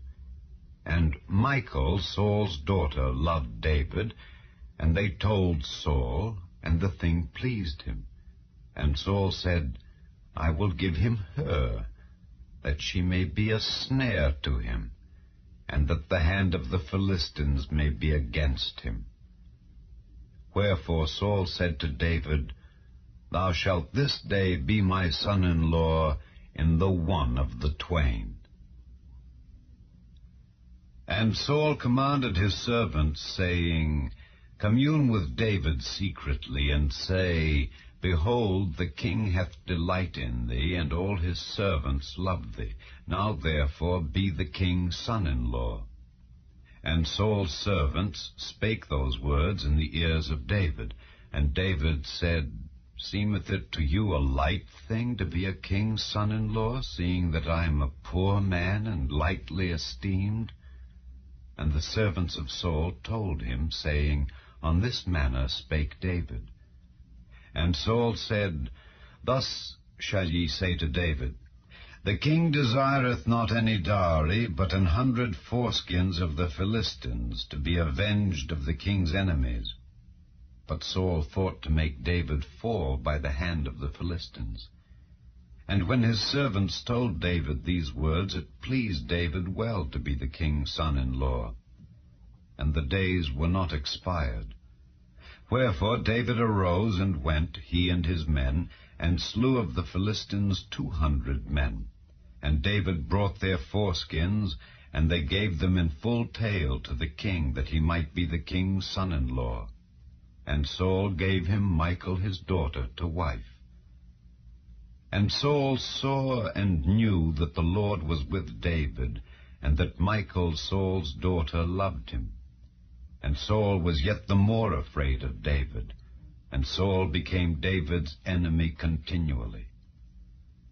Then the princes of the Philistines went forth, and it came to pass after they went forth that David behaved himself more wisely than all the servants of Saul, so that his name was much set by. And Saul spake to Jonathan his son and to all his servants that they should kill David. But Jonathan Saul's son delighted much in David, and Jonathan told David, saying, Saul my father seeketh to kill thee. Now therefore I pray thee, take heed to thyself until the morning, and abide in a secret place, and hide thyself. And I will go out and stand beside my father in the field where thou art, and I will commune with my father of thee, and what I see, that I will tell thee. And Jonathan spake good of David unto Saul his father, and said unto him, Let not the king sin against his servant, against David, because he hath not sinned against thee, and because his works have been to thee-ward very good. For he did put his life in his hand, and slew the Philistine, and the Lord wrought a great salvation for all Israel. Thou sawest it, and didst rejoice. Wherefore then wilt thou sin against innocent blood, to slay David without a cause? And Saul hearkened unto the voice of Jonathan, and Saul sware, As the Lord liveth, he shall not be slain. And Jonathan called David, and Jonathan showed him all those things. And Jonathan brought David to Saul, and he was in his presence as in times past. And there was war again, and David went out and fought with the Philistines, and slew them with a great slaughter, and they fled from him. And the evil spirit from the Lord was upon Saul, as he sat in his house with his javelin in his hand. And David played with his hand. And Saul sought to smite David even to the wall with the javelin, but he slipped away out of Saul's presence, and he smote the javelin into the wall. And David fled and escaped that night. Saul also sent messengers unto David's house to watch him and to slay him in the morning. And Michal, David's wife, told him, saying, If thou save not thy life tonight, tomorrow thou shalt be slain. So Michal let David down through a window, and he went and fled and escaped. And Michal took an image and laid it in the bed, and put a pillow of goat's hair for his bolster, and covered it with a cloth. And when Saul sent messengers to take David, she said, He is sick. And Saul sent the messengers again to see David, saying, Bring him up to me in the bed, that I may slay him. And when the messengers were come in, behold, there was an image in the bed, with a pillow of goat's hair for his bolster. And Saul said unto Michal, Why hast thou deceived me so, and sent away mine enemy, that he is escaped? And Michal answered Saul, He said unto me, Let me go, why should I kill thee? So David fled and escaped, and came to Samuel to Ramah, and told him all that Saul had done to him. And he and Samuel went and dwelt in Naioth. And it was told Saul, saying, Behold, David is at Naioth in Ramah. And Saul sent messengers to take David. And when they saw the company of the prophets prophesying, and Samuel standing as appointed over them, the Spirit of God was upon the messengers of Saul, and they also prophesied. And when it was told Saul, he sent other messengers, and they prophesied likewise. And Saul sent messengers again the third time, and they prophesied also. Then went he also to Ramah, and came to a great well that is in Seku. And he asked and said, Where are Samuel and David? And one said, Behold, they be at Naioth in Ramah. And he went thither to Naioth in Ramah, and the Spirit of God was upon him also. And he went on and prophesied until he came to Naioth in Ramah. And he stripped off his clothes also, and prophesied before Samuel in like manner, and lay down naked all that day and all that night. Wherefore they say, Is Saul also among the prophets? And David fled from Naioth in Ramah, and came and said before Jonathan, What have I done? What is mine iniquity? And what is my sin before thy father, that he seeketh my life? And he said unto him, God forbid, thou shalt not die. Behold, my father will do nothing, either great or small, but that he will show it me. And why should my father hide this thing from me? It is not so. And David sware moreover, and said, Thy father certainly knoweth that I have found grace in thine eyes. And he saith, Let not Jonathan know this, lest he be grieved. But truly, as the Lord liveth, and as thy soul liveth, there is but a step between me and death. Then said Jonathan unto David, Whatsoever thy soul desireth, I will even do it for thee. And David said unto Jonathan, Behold, Tomorrow is the new moon, and I should not fail to sit with the king at meat. But let me go, that I may hide myself in the field unto the 3rd day at even. If thy father at all miss me, then say, David earnestly asked leave of me that he might run to Bethlehem his city, for there is a yearly sacrifice there for all the family. If he say thus, It is well, thy servant shall have peace. But if he be very wroth, then be sure that evil is determined by him. Therefore thou shalt deal kindly with thy servant, for thou hast brought thy servant into a covenant of the Lord with thee. Notwithstanding, if there be in me iniquity, slay me thyself. For why shouldest thou bring me to thy father? And Jonathan said, Far be it from thee. For if I knew certainly that evil were determined by my father to come upon thee, then would not I tell it thee? Then said David to Jonathan, Who shall tell me? Or what if thy father answer thee roughly? And Jonathan said unto David, Come, and let us go out into the field. And they went out both of them into the field. And Jonathan said unto David, O Lord God of Israel, when I have sounded my father about tomorrow any time, or the 3rd day, and behold, if there be good toward David, and I then send not unto thee, and show it thee, the Lord do so, and much more to Jonathan. But if it please my father to do thee evil, then I will show it thee, and send thee away, that thou mayest go in peace. And the Lord be with thee, as he hath been with my father. And thou shalt not only, while yet I live, show me the kindness of the Lord, that I die not, but also thou shalt not cut off thy kindness from my house forever. No, not when the Lord hath cut off the enemies of David, every one from the face of the earth. So Jonathan made a covenant with the house of David, saying, Let the Lord even require it at the hand of David's enemies. And Jonathan caused David to swear again, because he loved him, for he loved him as he loved his own soul. Then Jonathan said to David, Tomorrow is the new moon, and thou shalt be missed, because thy seat will be empty. And when thou hast stayed 3 days, then thou shalt go down quickly, and come to the place where thou didst hide thyself when the business was in hand, and shalt remain by the stone Ezel. And I will shoot 3 arrows on the side thereof, as though I shot at a mark. And behold, I will send a lad, saying, Go find out the arrows.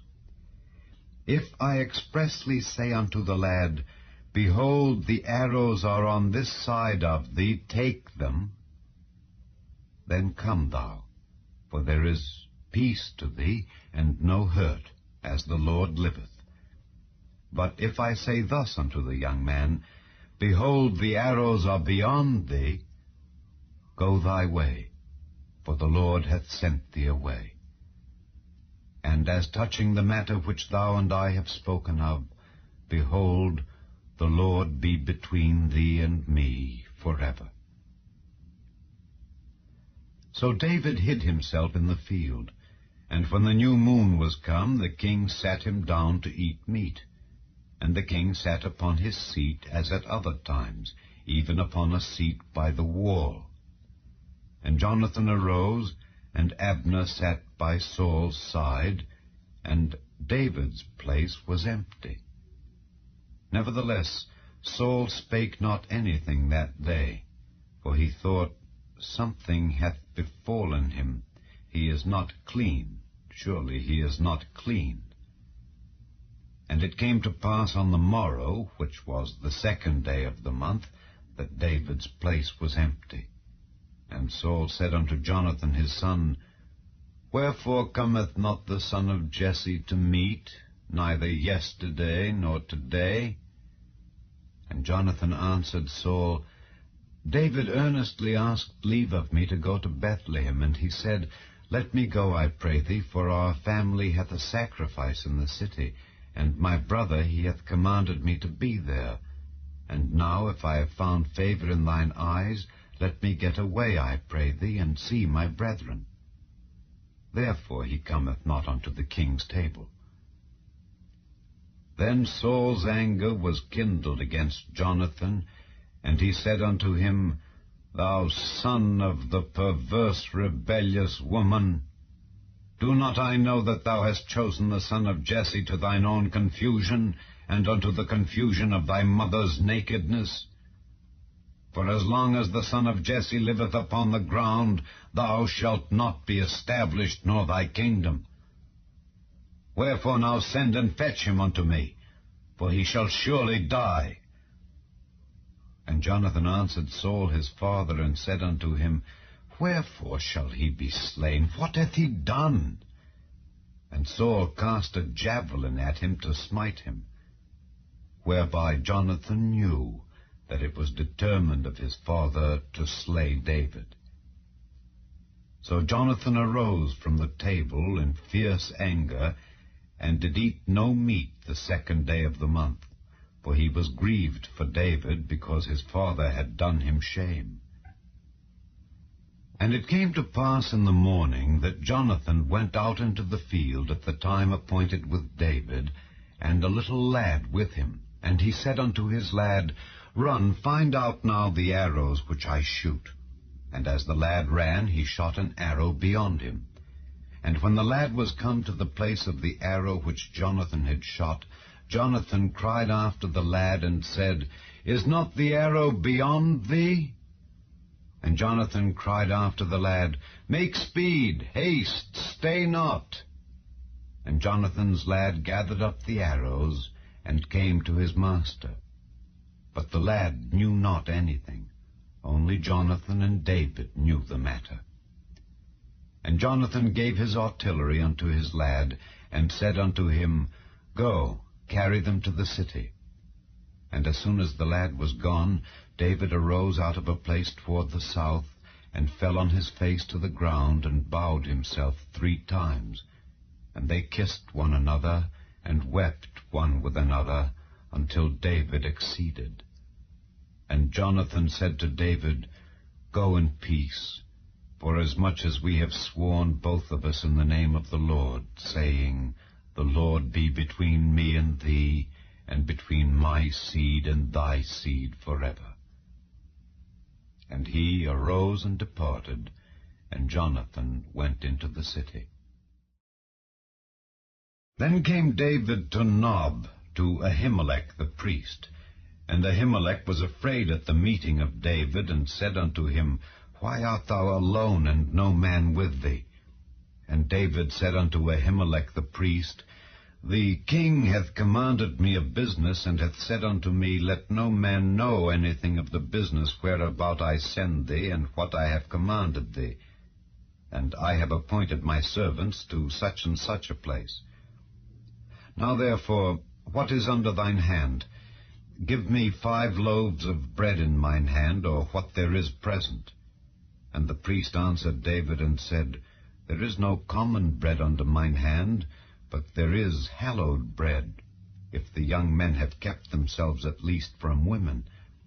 And David answered the priest, and said unto him, Of a truth women have been kept from us about these 3 days since I came out, and the vessels of the young men are holy, and the bread is in a manner common, yea, though it were sanctified this day in the vessel. So the priest gave him hallowed bread, for there was no bread there but the show bread, that was taken from before the Lord, to put hot bread in the day when it was taken away. Now a certain man of the servants of Saul was there that day, detained before the Lord, and his name was Doeg, an Edomite, the chiefest of the herdmen that belonged to Saul. And David said unto Ahimelech, And is there not here under thine hand spear or sword? For I have neither brought my sword nor my weapons with me, because the king's business required haste. And the priest said, The sword of Goliath the Philistine, whom thou slewest in the valley of Elah, behold, it is here wrapped in a cloth behind the ephod. If thou wilt take that, take it, for there is no other save that here. And David said, There is none like that. Give it me. And David arose and fled that day for fear of Saul, and went to Achish the king of Gath. And the servants of Achish said unto him, Is not this David the king of the land? Did they not sing one to another of him in dances, saying, Saul hath slain his thousands, and David his 10,000s?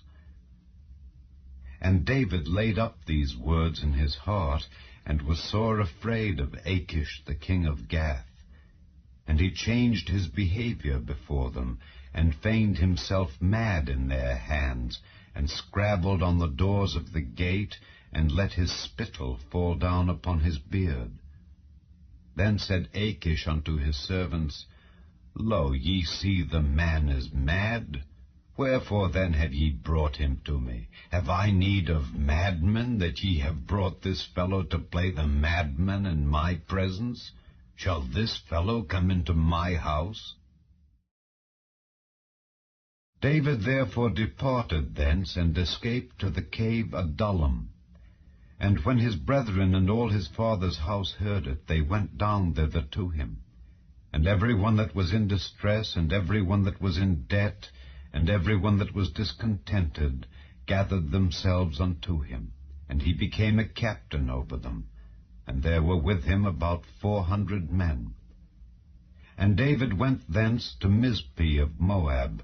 And he said unto the king of Moab, Let my father and my mother, I pray thee, come forth and be with you, till I know what God will do for me. And he brought them before the king of Moab, and they dwelt with him all the while that David was in the hold. And the prophet Gad said unto David, Abide not in the hold, depart, and get thee into the land of Judah. Then David departed, and came into the forest of Hereth. When Saul heard that David was discovered, and the men that were with him, now Saul abode in Gibeah under a tree in Ramah, having his spear in his hand, and all his servants were standing about him.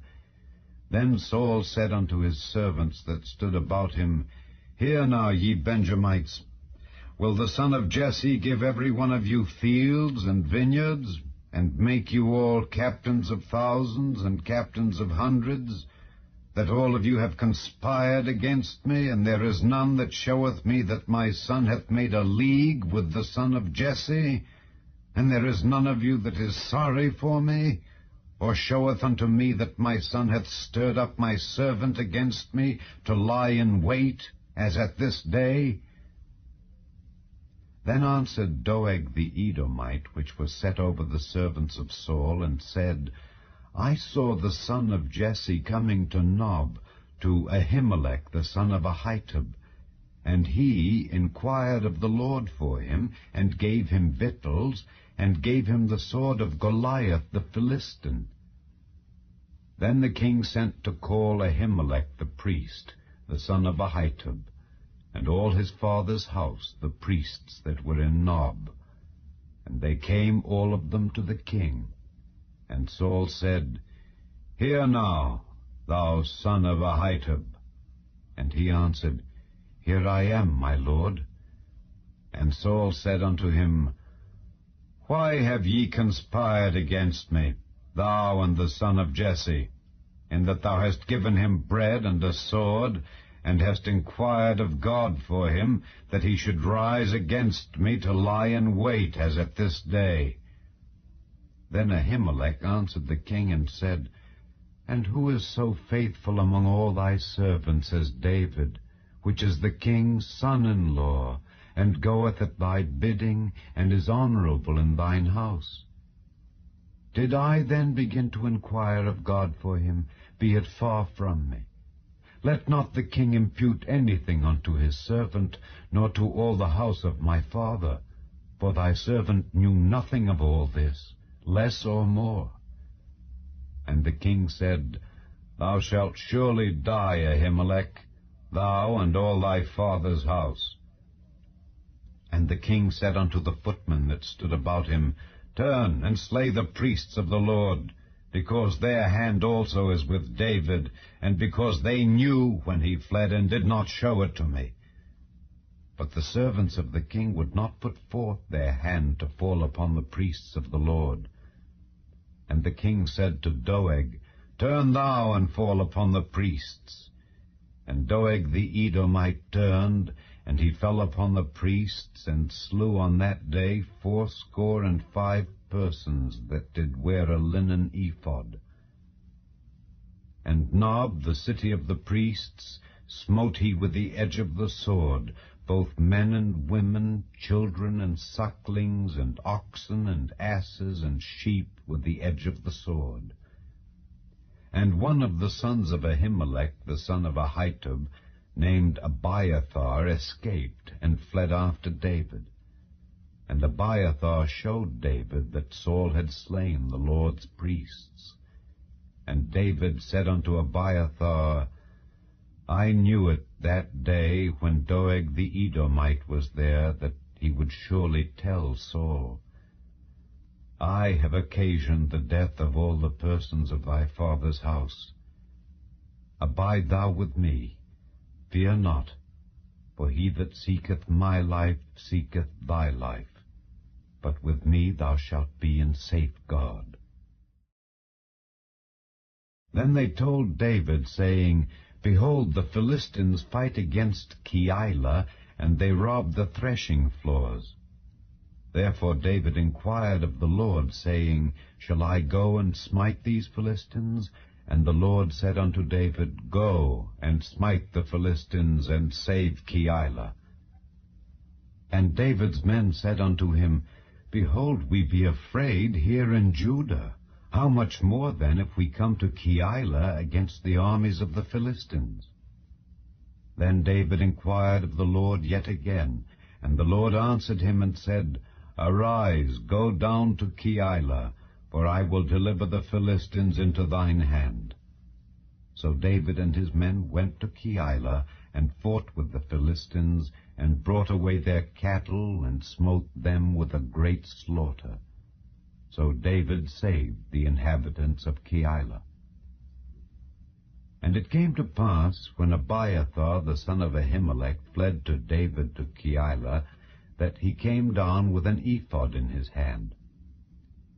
And it was told Saul that David was come to Keilah. And Saul said, God hath delivered him into mine hand, for he is shut in by entering into a town that hath gates and bars. And Saul called all the people together to war, to go down to Keilah to besiege David and his men. And David knew that Saul secretly practiced mischief against him, and he said to Abiathar the priest, Bring hither the ephod. Then said David, O Lord God of Israel, thy servant hath certainly heard that Saul seeketh to come to Keilah to destroy the city for my sake. Will the men of Keilah deliver me up into his hand? Will Saul come down, as thy servant hath heard? O Lord God of Israel, I beseech thee, tell thy servant. And the Lord said, He will come down. Then said David, Will the men of Keilah deliver me and my men into the hand of Saul? And the Lord said, They will deliver thee up. Then David and his men, which were about 600, arose and departed out of Keilah, and went whithersoever they could go. And it was told Saul that David was escaped from Keilah, and he forbare to go forth. And David abode in the wilderness in strongholds, and remained in a mountain in the wilderness of Ziph. And Saul sought him every day, but God delivered him not into his hand. And David saw that Saul was come out to seek his life, and David was in the wilderness of Ziph in a wood. And Jonathan, Saul's son, arose, and went to David into the wood, and strengthened his hand in God. And he said unto him, Fear not, for the hand of Saul my father shall not find thee, and thou shalt be king over Israel, and I shall be next unto thee. And that also Saul my father knoweth. And they two made a covenant before the Lord. And David abode in the wood, and Jonathan went to his house. Then came up the Ziphites to Saul to Gibeah, saying, Doth not David hide himself with us in strongholds in the wood, in the hill of Hachilah, which is on the south of Jeshimon?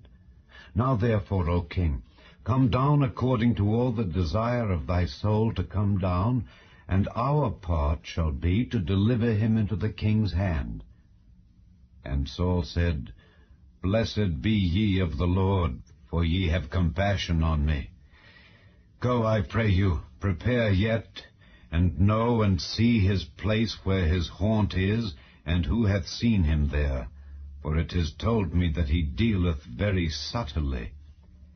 See therefore, and take knowledge of all the lurking places where he hideth himself, and come ye again to me with this certainty, and I will go with you.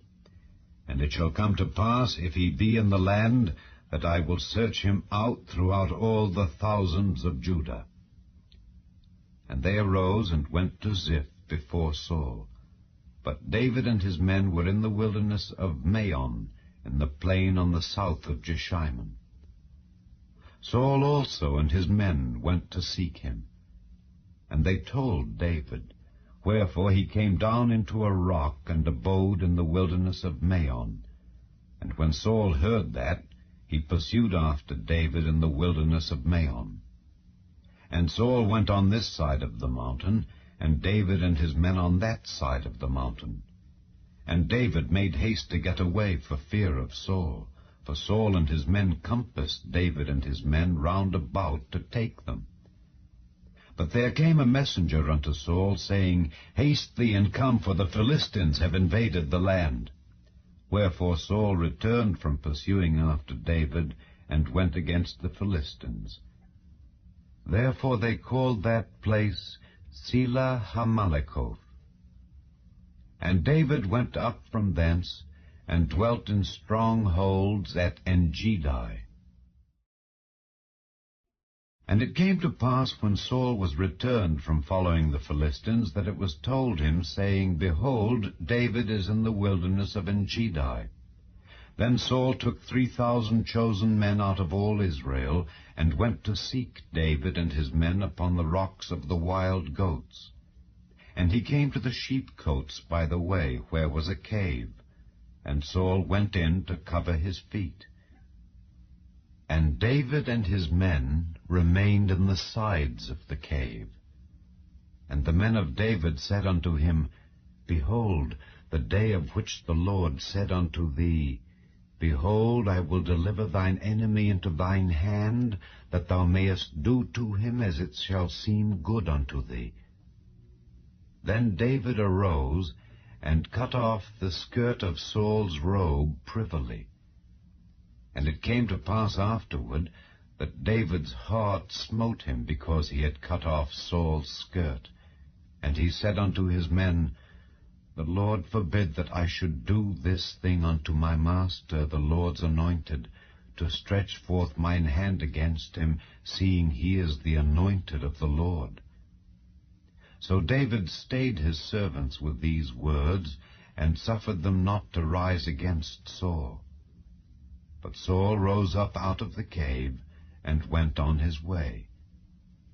David also arose afterward, and went out of the cave, and cried after Saul, saying, My lord the king! And when Saul looked behind him, David stooped with his face to the earth, and bowed himself. And David said to Saul, Wherefore hearest thou men's words, saying, Behold, David seeketh thy hurt? Behold, this day thine eyes have seen how that the Lord had delivered thee today into mine hand in the cave, and some bade me kill thee. But mine eye spared thee. And I said, I will not put forth mine hand against my Lord, for he is the Lord's anointed. Moreover, my father, see, yea, see the skirt of thy robe in my hand, for in that I cut off the skirt of thy robe and killed thee not. Know thou and see that there is neither evil nor transgression in mine hand, and I have not sinned against thee. Yet thou huntest my soul to take it. The Lord judge between me and thee, and the Lord avenge me of thee. But mine hand shall not be upon thee. As saith the proverb of the ancients, wickedness proceedeth from the wicked, but mine hand shall not be upon thee. After whom is the king of Israel come out? After whom dost thou pursue? After a dead dog, after a flea. The Lord therefore be judge, and judge between me and thee, and see, and plead my cause, and deliver me out of thine hand.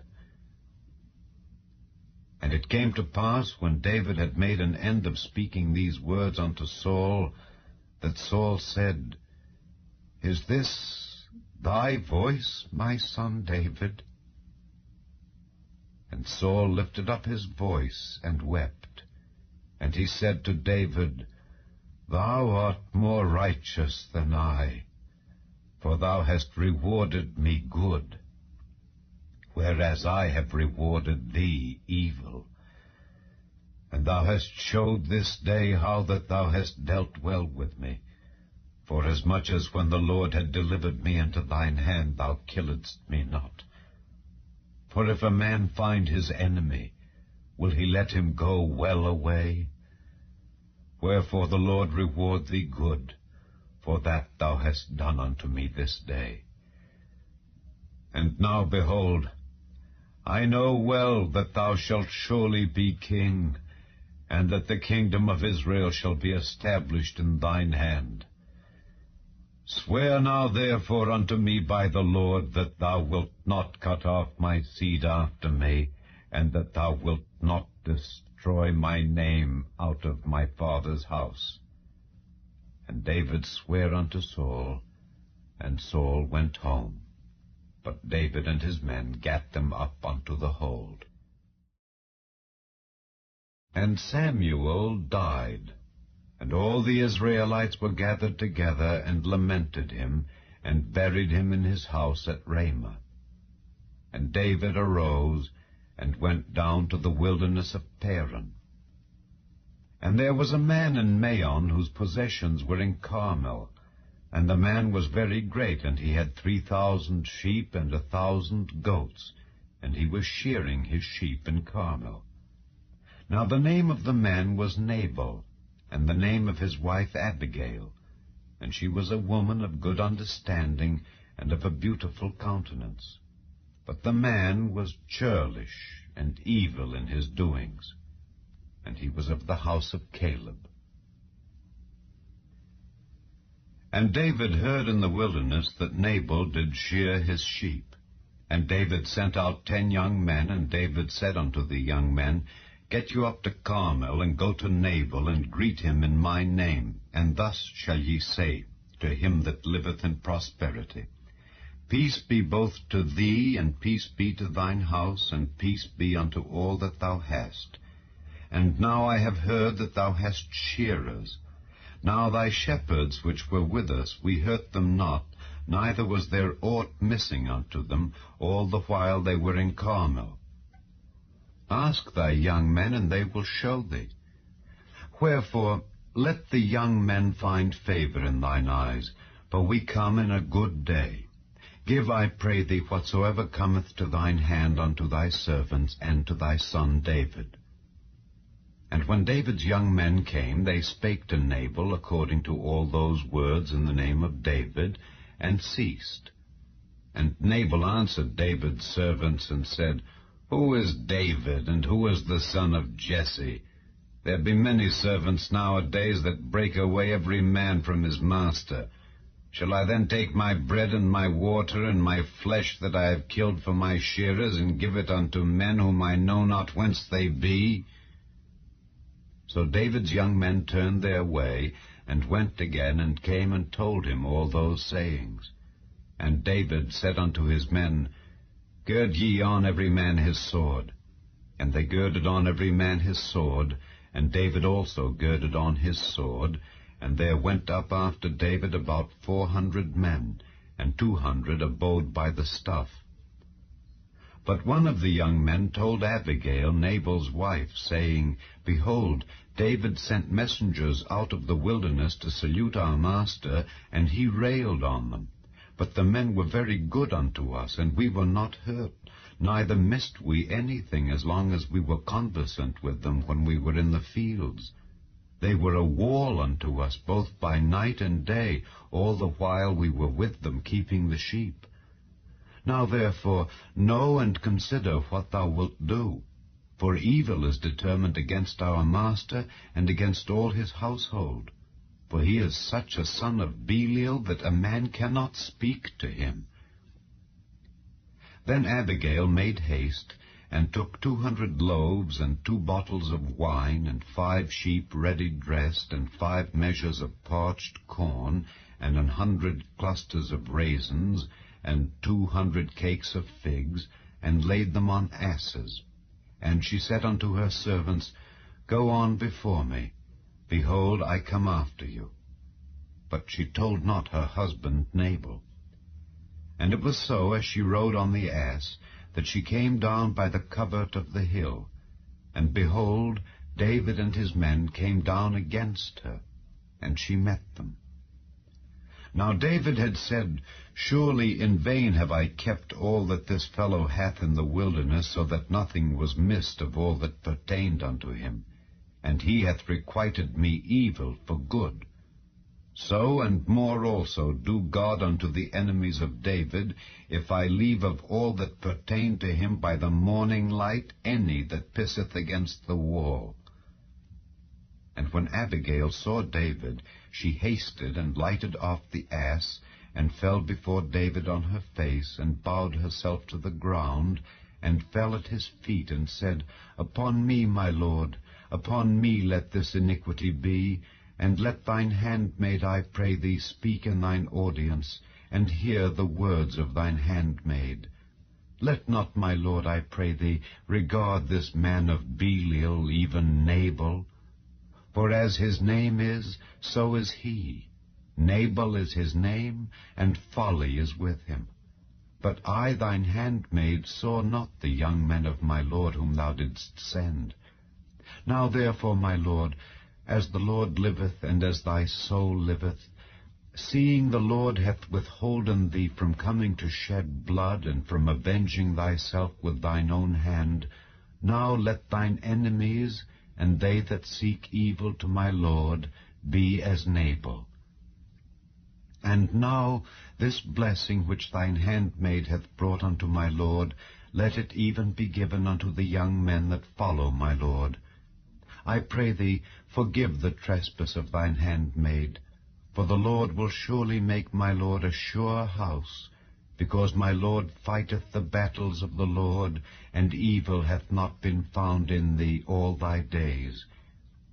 Yet a man is risen to pursue thee, and to seek thy soul. But the soul of my Lord shall be bound in the bundle of life with the Lord thy God, and the souls of thine enemies, them shall he sling out, as out of the middle of a sling. And it shall come to pass, when the Lord shall have done to my Lord according to all the good that he hath spoken concerning thee, and shall have appointed thee ruler over Israel, that this shall be no grief unto thee, nor offense of heart unto my Lord, either that thou hast shed blood causeless, or that my Lord hath avenged himself. But when the Lord shall have dealt well with my Lord, then remember thine handmaid. And David said to Abigail, Blessed be the Lord God of Israel, which sent thee this day to meet me. And blessed be thy advice, and blessed be thou, which hast kept me this day from coming to shed blood, and from avenging myself with mine own hand. For in very deed, as the Lord God of Israel liveth, which hath kept me back from hurting thee, except thou hadst hasted and come to meet me, surely there had not been left unto Nabal by the morning light any that pisseth against the wall. So David received of her hand that which she had brought him, and said unto her, Go up in peace to thine house. See, I have hearkened to thy voice, and have accepted thy person. And Abigail came to Nabal, and behold, he held a feast in his house, like the feast of a king. And Nabal's heart was merry within him, for he was very drunken. Wherefore she told him nothing less or more until the morning light.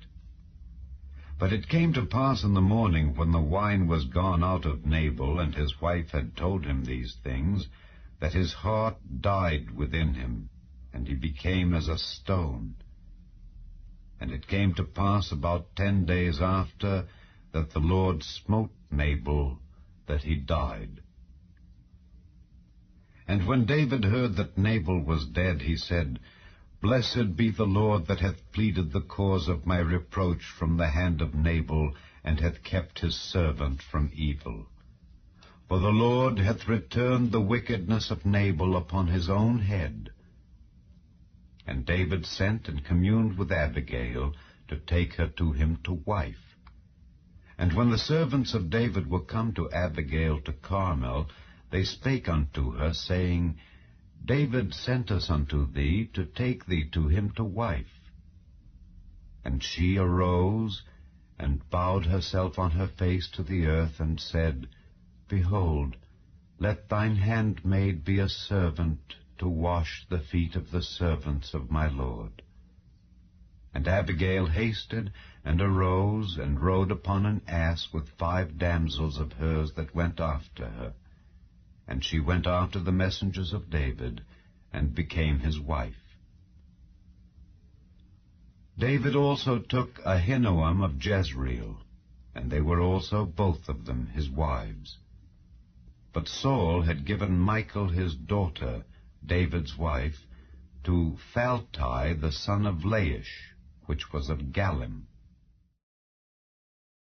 And the Ziphites came unto Saul to Gibeah, saying, Doth not David hide himself in the hill of Hachilah, which is before Jeshimon? Then Saul arose and went down to the wilderness of Ziph, having 3,000 chosen men of Israel with him, to seek David in the wilderness of Ziph. And Saul pitched in the hill of Hachilah, which is before Jeshimon, by the way. But David abode in the wilderness, and he saw that Saul came after him into the wilderness. David therefore sent out spies, and understood that Saul was come in very deed. And David arose and came to the place where Saul had pitched. And David beheld the place where Saul lay, and Abner the son of Ner, the captain of his host. And Saul lay in the trench, and the people pitched round about him. Then answered David and said to Ahimelech the Hittite, and to Abishai the son of Zeruiah, brother to Joab, saying, Who will go down with me to Saul to the camp? And Abishai said, I will go down with thee. So David and Abishai came to the people by night. And behold, Saul lay sleeping within the trench, and his spear stuck in the ground at his bolster. But Abner and the people lay round about him. Then said Abishai to David, God hath delivered thine enemy into thine hand this day. Now therefore let me smite him, I pray thee, with the spear, even to the earth at once, and I will not smite him the second time. And David said to Abishai, Destroy him not. For who can stretch forth his hand against the Lord's anointed, and be guiltless? David said furthermore, As the Lord liveth, the Lord shall smite him. or his day shall come to die, or he shall descend into battle and perish. The Lord forbid that I should stretch forth mine hand against the Lord's anointed. But I pray thee, take thou now the spear that is at his bolster, and the cruse of water, and let us go. So David took the spear and the cruse of water from Saul's bolster, and they gat them away, and no man saw it, nor knew it, neither awaked, for they were all asleep, because a deep sleep from the Lord was fallen upon them. Then David went over to the other side, and stood on the top of an hill afar off, a great space being between them. And David cried to the people, and to Abner the son of Ner, saying, Answerest thou not, Abner? Then Abner answered and said, Who art thou that criest to the king? And David said to Abner, Art not thou a valiant man? And who is like to thee in Israel?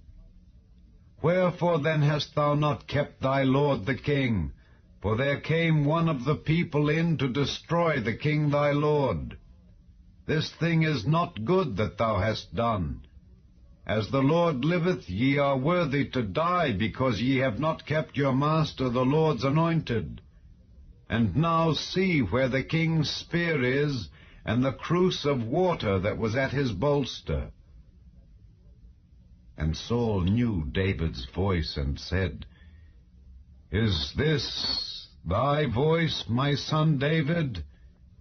And David said, It is my voice, my lord, O king. And he said, Wherefore doth my lord thus pursue after his servant? For what have I done, or what evil is in mine hand? Now therefore I pray thee, let my lord the king hear the words of his servant. If the Lord have stirred thee up against me, let him accept an offering. But if they be the children of men, cursed be they before the Lord. For they have driven me out this day from abiding in the inheritance of the Lord, saying, Go, serve other gods. Now therefore, let not my blood fall to the earth before the face of the Lord. For the king of Israel is come out to seek a flea, as when one doth hunt a partridge in the mountains. Then said Saul, I have sinned. Return, my son David, for I will no more do thee harm, because my soul was precious in thine eyes this day. Behold, I have played the fool, and have erred exceedingly. And David answered and said, Behold the king's spear, and let one of the young men come over and fetch it. The Lord render to every man his righteousness and his faithfulness. For the Lord delivered thee into my hand today, but I would not stretch forth mine hand against the Lord's anointed. And behold, as thy life was much set by this day in mine eyes, so let my life be much set by in the eyes of the Lord, and let him deliver me out of all tribulation. Then Saul said to David, Blessed be thou, my son David. Thou shalt both do great things, and also shalt still prevail. So David went on his way, and Saul returned to his place. And David said in his heart, I shall now perish one day by the hand of Saul. There is nothing better for me than that I should speedily escape into the land of the Philistines. And Saul shall despair of me to seek me any more in any coast of Israel. So shall I escape out of his hand. And David arose, and he passed over with the 600 men that were with him unto Achish the son of Maoch, king of Gath.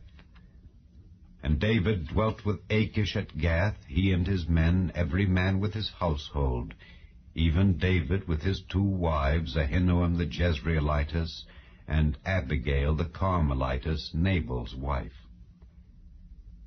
And it was told Saul that David was fled to Gath, and he sought no more again for him.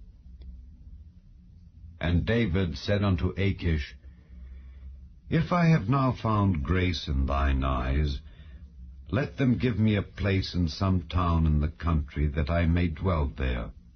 For why should thy servant dwell in the royal city with thee? Then Achish gave him Ziklag that day, wherefore Ziklag pertaineth unto the kings of Judah unto this day. And the time that David dwelt in the country of the Philistines was a full year and 4 months. And David and his men went up, and invaded the Geshurites, and the Gezrites, and the Amalekites, for those nations were of old the inhabitants of the land, as thou goest to Shur, even unto the land of Egypt.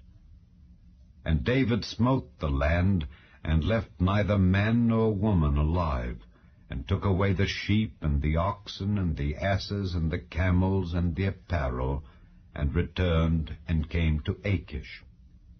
And Achish said, Whither have ye made a road today?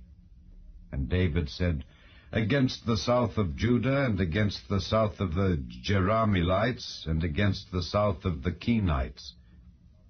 And David saved neither man nor woman alive to bring tidings to Gath, saying, Lest they should tell on us, saying, So did David, and so will be his manner all the while he dwelleth in the country of the Philistines. And Achish believed David, saying, He hath made his people Israel utterly to abhor him. Therefore he shall be my servant forever. And it came to pass in those days that the Philistines gathered their armies together for warfare to fight with Israel. And Achish said unto David, Know thou assuredly that thou shalt go out with me to battle, thou and thy men. And David said to Achish, Surely thou shalt know what thy servant can do. And Achish said to David, Therefore will I make thee keeper of mine head forever. Now Samuel was dead, and all Israel had lamented him, and buried him in Ramah, even in his own city. And Saul had put away those that had familiar spirits, and the wizards, out of the land. And the Philistines gathered themselves together, and came and pitched in Shunem. And Saul gathered all Israel together, and they pitched in Gilboa. And when Saul saw the host of the Philistines, he was afraid, and his heart greatly trembled. And when Saul inquired of the Lord answered him not, neither by dreams, nor by Urim, nor by prophets. Then said Saul unto his servants, Seek me a woman that hath a familiar spirit, that I may go to her, and inquire of her. And his servants said to him, Behold, there is a woman that hath a familiar spirit at Endor. And Saul disguised himself, and put on other raiment, and he went, and 2 men with him, and they came to the woman by night. And he said, I pray thee, divine unto me by the familiar spirit, and bring me him up, whom I shall name unto thee. And the woman said unto him, Behold, thou knowest what Saul hath done, how he hath cut off those that have familiar spirits, and the wizards out of the land. Wherefore then layest thou a snare for my life, to cause me to die? And Saul sware to her by the Lord, saying, As the Lord liveth, there shall no punishment happen to thee for this thing. Then said the woman, Whom shall I bring up unto thee? And he said, Bring me up Samuel. And when the woman saw Samuel, she cried with a loud voice. And the woman spake to Saul, saying, Why hast thou deceived me? For thou art Saul. And the king said unto her, Be not afraid, for what sawest thou? And the woman said unto Saul, I saw gods ascending out of the earth. And he said unto her, What form is he of? And she said, An old man cometh up, and he is covered with a mantle. And Saul perceived that it was Samuel, and he stooped with his face to the ground and bowed himself. And Samuel said to Saul, Why hast thou disquieted me to bring me up? And Saul answered, I am sore distressed, for the Philistines make war against me, and God is departed from me, and answereth me no more, neither by prophets nor by dreams. Therefore I have called thee, that thou mayest make known unto me what I shall do. Then said Samuel, Wherefore then dost thou ask of me, seeing the Lord is departed from thee, and is become thine enemy? And the Lord hath done to him as he spake by me. For the Lord hath rent the kingdom out of thine hand, and given it to thy neighbor, even to David. Because thou obeyedst not the voice of the Lord, nor executedst his fierce wrath upon Amalek, therefore hath the Lord done this thing unto thee this day. Moreover, the Lord will also deliver Israel with thee into the hand of the Philistines, and tomorrow shalt thou and thy sons be with me. The Lord also shall deliver the host of Israel into the hand of the Philistines. Then Saul fell straightway all along on the earth, and was sore afraid because of the words of Samuel, and there was no strength in him, for he had eaten no bread all the day nor all the night. And the woman came unto Saul, and saw that he was sore troubled, and said unto him, Behold, thine handmaid hath obeyed thy voice, and I have put my life in my hand, and have hearkened unto thy words which thou spakest unto me. Now therefore, I pray thee, hearken thou also unto the voice of thine handmaid, and let me set a morsel of bread before thee, and eat, that thou mayest have strength when thou goest on thy way. But he refused, and said, I will not eat. But his servants, together with the woman, compelled him, and he hearkened unto their voice. So he arose from the earth, and sat upon the bed. And the woman had a fat calf in the house, and she hasted and killed it, and took flour, and kneaded it, and did bake unleavened bread thereof. And she brought it before Saul and before his servants, and they did eat. Then they rose up, and went away that night. Now the Philistines gathered together all their armies to Aphek, and the Israelites pitched by a fountain which is in Jezreel. And the lords of the Philistines passed on by hundreds and by thousands, but David and his men passed on in the rear ward with Achish. Then said the princes of the Philistines, What do these Hebrews here? And Achish said unto the princes of the Philistines, Is not this David, the servant of Saul, the king of Israel, which hath been with me these days or these years, and I have found no fault in him since he fell unto me unto this day? And the princes of the Philistines were wroth with him. And the princes of the Philistines said unto him, Make this fellow return, that he may go again to his place which thou hast appointed him, and let him not go down with us to battle, lest in the battle he be an adversary to us. For wherewith should he reconcile himself unto his master? Should it not be with the heads of these men? Is not this David, of whom they sang one to another in dances, saying, Saul slew his thousands, and David his 10,000s? Then Achish called David, and said unto him, Surely as the Lord liveth, thou hast been upright, and thy going out and thy coming in with me in the host is good in my sight. For I have not found evil in thee since the day of thy coming unto me unto this day. Nevertheless the Lord's favor thee not, Wherefore now return and go in peace, that thou displease not the lords of the Philistines. And David said unto Achish, But what have I done? And what hast thou found in thy servant so long as I have been with thee unto this day, that I may not go fight against the enemies of my lord the king? And Achish answered and said to David, I know that thou art good in my sight, as an angel of God. Notwithstanding, the princes of the Philistines have said, He shall not go up with us to the battle. Wherefore now rise up early in the morning with thy master's servants that are come with thee, and as soon as ye be up early in the morning, and have light, depart.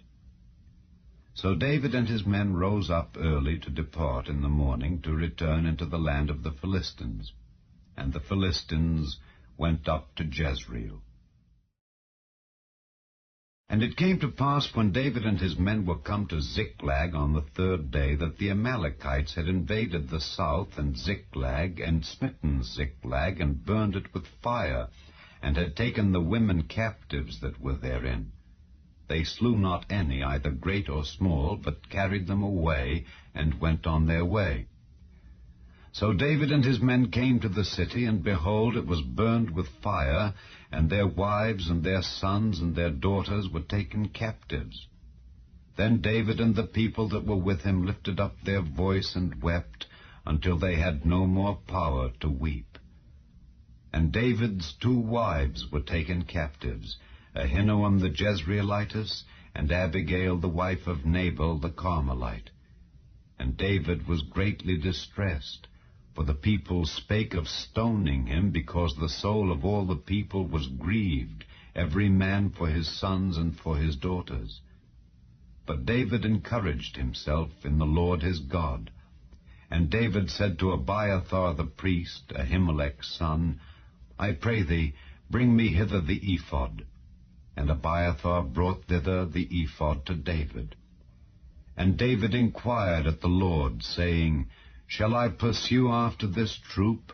Shall I overtake them?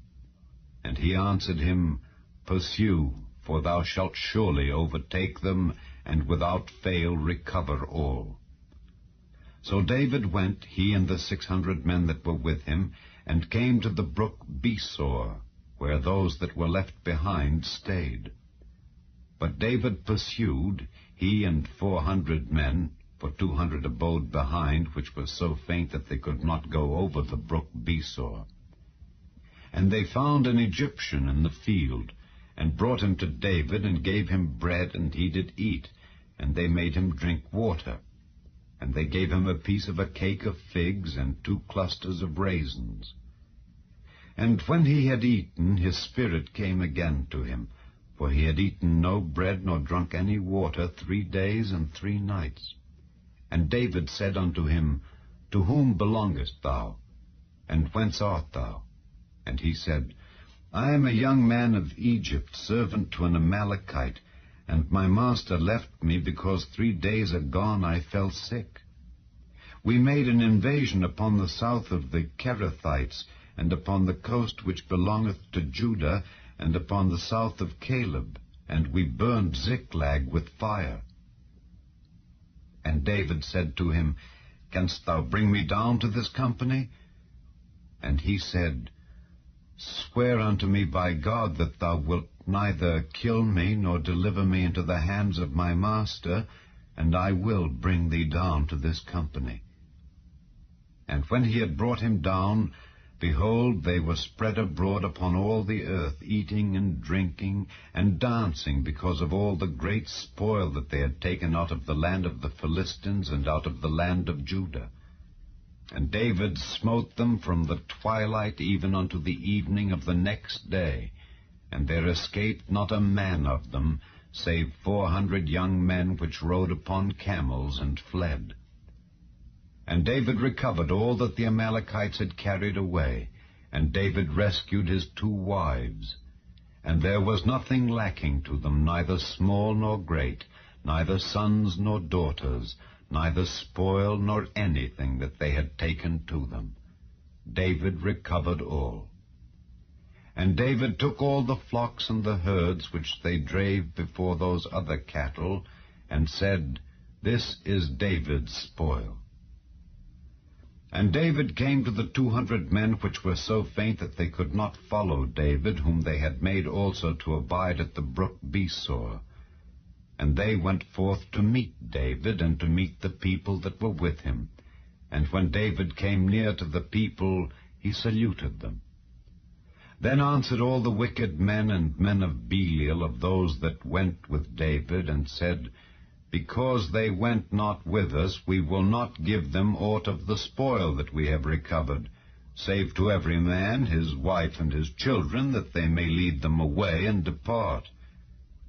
Then said David, Ye shall not do so, my brethren, with that which the Lord hath given us, who hath preserved us and delivered the company that came against us into our hand. For who will hearken unto you in this matter? But as his part is that goeth down to the battle, so shall his part be that tarrieth by the stuff. They shall part alike. And it was so from that day forward, that he made it a statute and an ordinance for Israel unto this day. And when David came to Ziklag, he sent of the spoil unto the elders of Judah, even to his friends, saying, Behold, a present for you of the spoil of the enemies of the Lord. To them which were in Bethel, and to them which were in South Ramoth, and to them which were in Jatir, and to them which were in Aroer, and to them which were in Siphmoth, and to them which were in Eshtemoa, and to them which were in Rachel, and to them which were in the cities of the Jerahmeelites, and to them which were in the cities of the Kenites, and to them which were in Hormah, and to them which were in Korashan, and to them which were in Athak, and to them which were in Hebron, and to all the places where David himself and his men were wont to haunt. Now the Philistines fought against Israel, and the men of Israel fled from before the Philistines, and fell down slain in Mount Gilboa. And the Philistines followed hard upon Saul and upon his sons. And the Philistines slew Jonathan and Abinadab and Malchishua, Saul's sons. And the battle went sore against Saul, and the archers hit him, and he was sore wounded of the archers.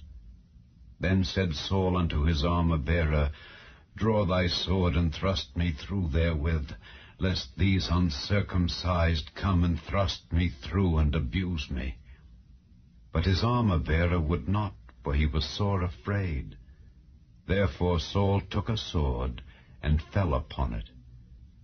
And when his armor-bearer saw that Saul was dead, he fell likewise upon his sword, and died with him. So Saul died, and his 3 sons, and his armor-bearer, and all his men, that same day together. And when the men of Israel that were on the other side of the valley, and they that were on the other side Jordan, saw that the men of Israel fled, and that Saul and his sons were dead, they forsook the cities and fled, and the Philistines came and dwelt in them. And it came to pass on the morrow, when the Philistines came to strip the slain, that they found Saul and his 3 sons fallen in Mount Gilboa. And they cut off his head, and stripped off his armor, and sent into the land of the Philistines round about, to publish it in the house of their idols and among the people. And they put his armor in the house of Ashtaroth, and they fastened his body to the wall of Bethshan. And when the inhabitants of Jabesh-Gilead heard of that which the Philistines had done to Saul, all the valiant men arose, and went all night, and took the body of Saul and the bodies of his sons from the wall of Bethshan, and came to Jabesh, and burnt them there. And they took their bones, and buried them under a tree at Jabesh, and fasted 7 days.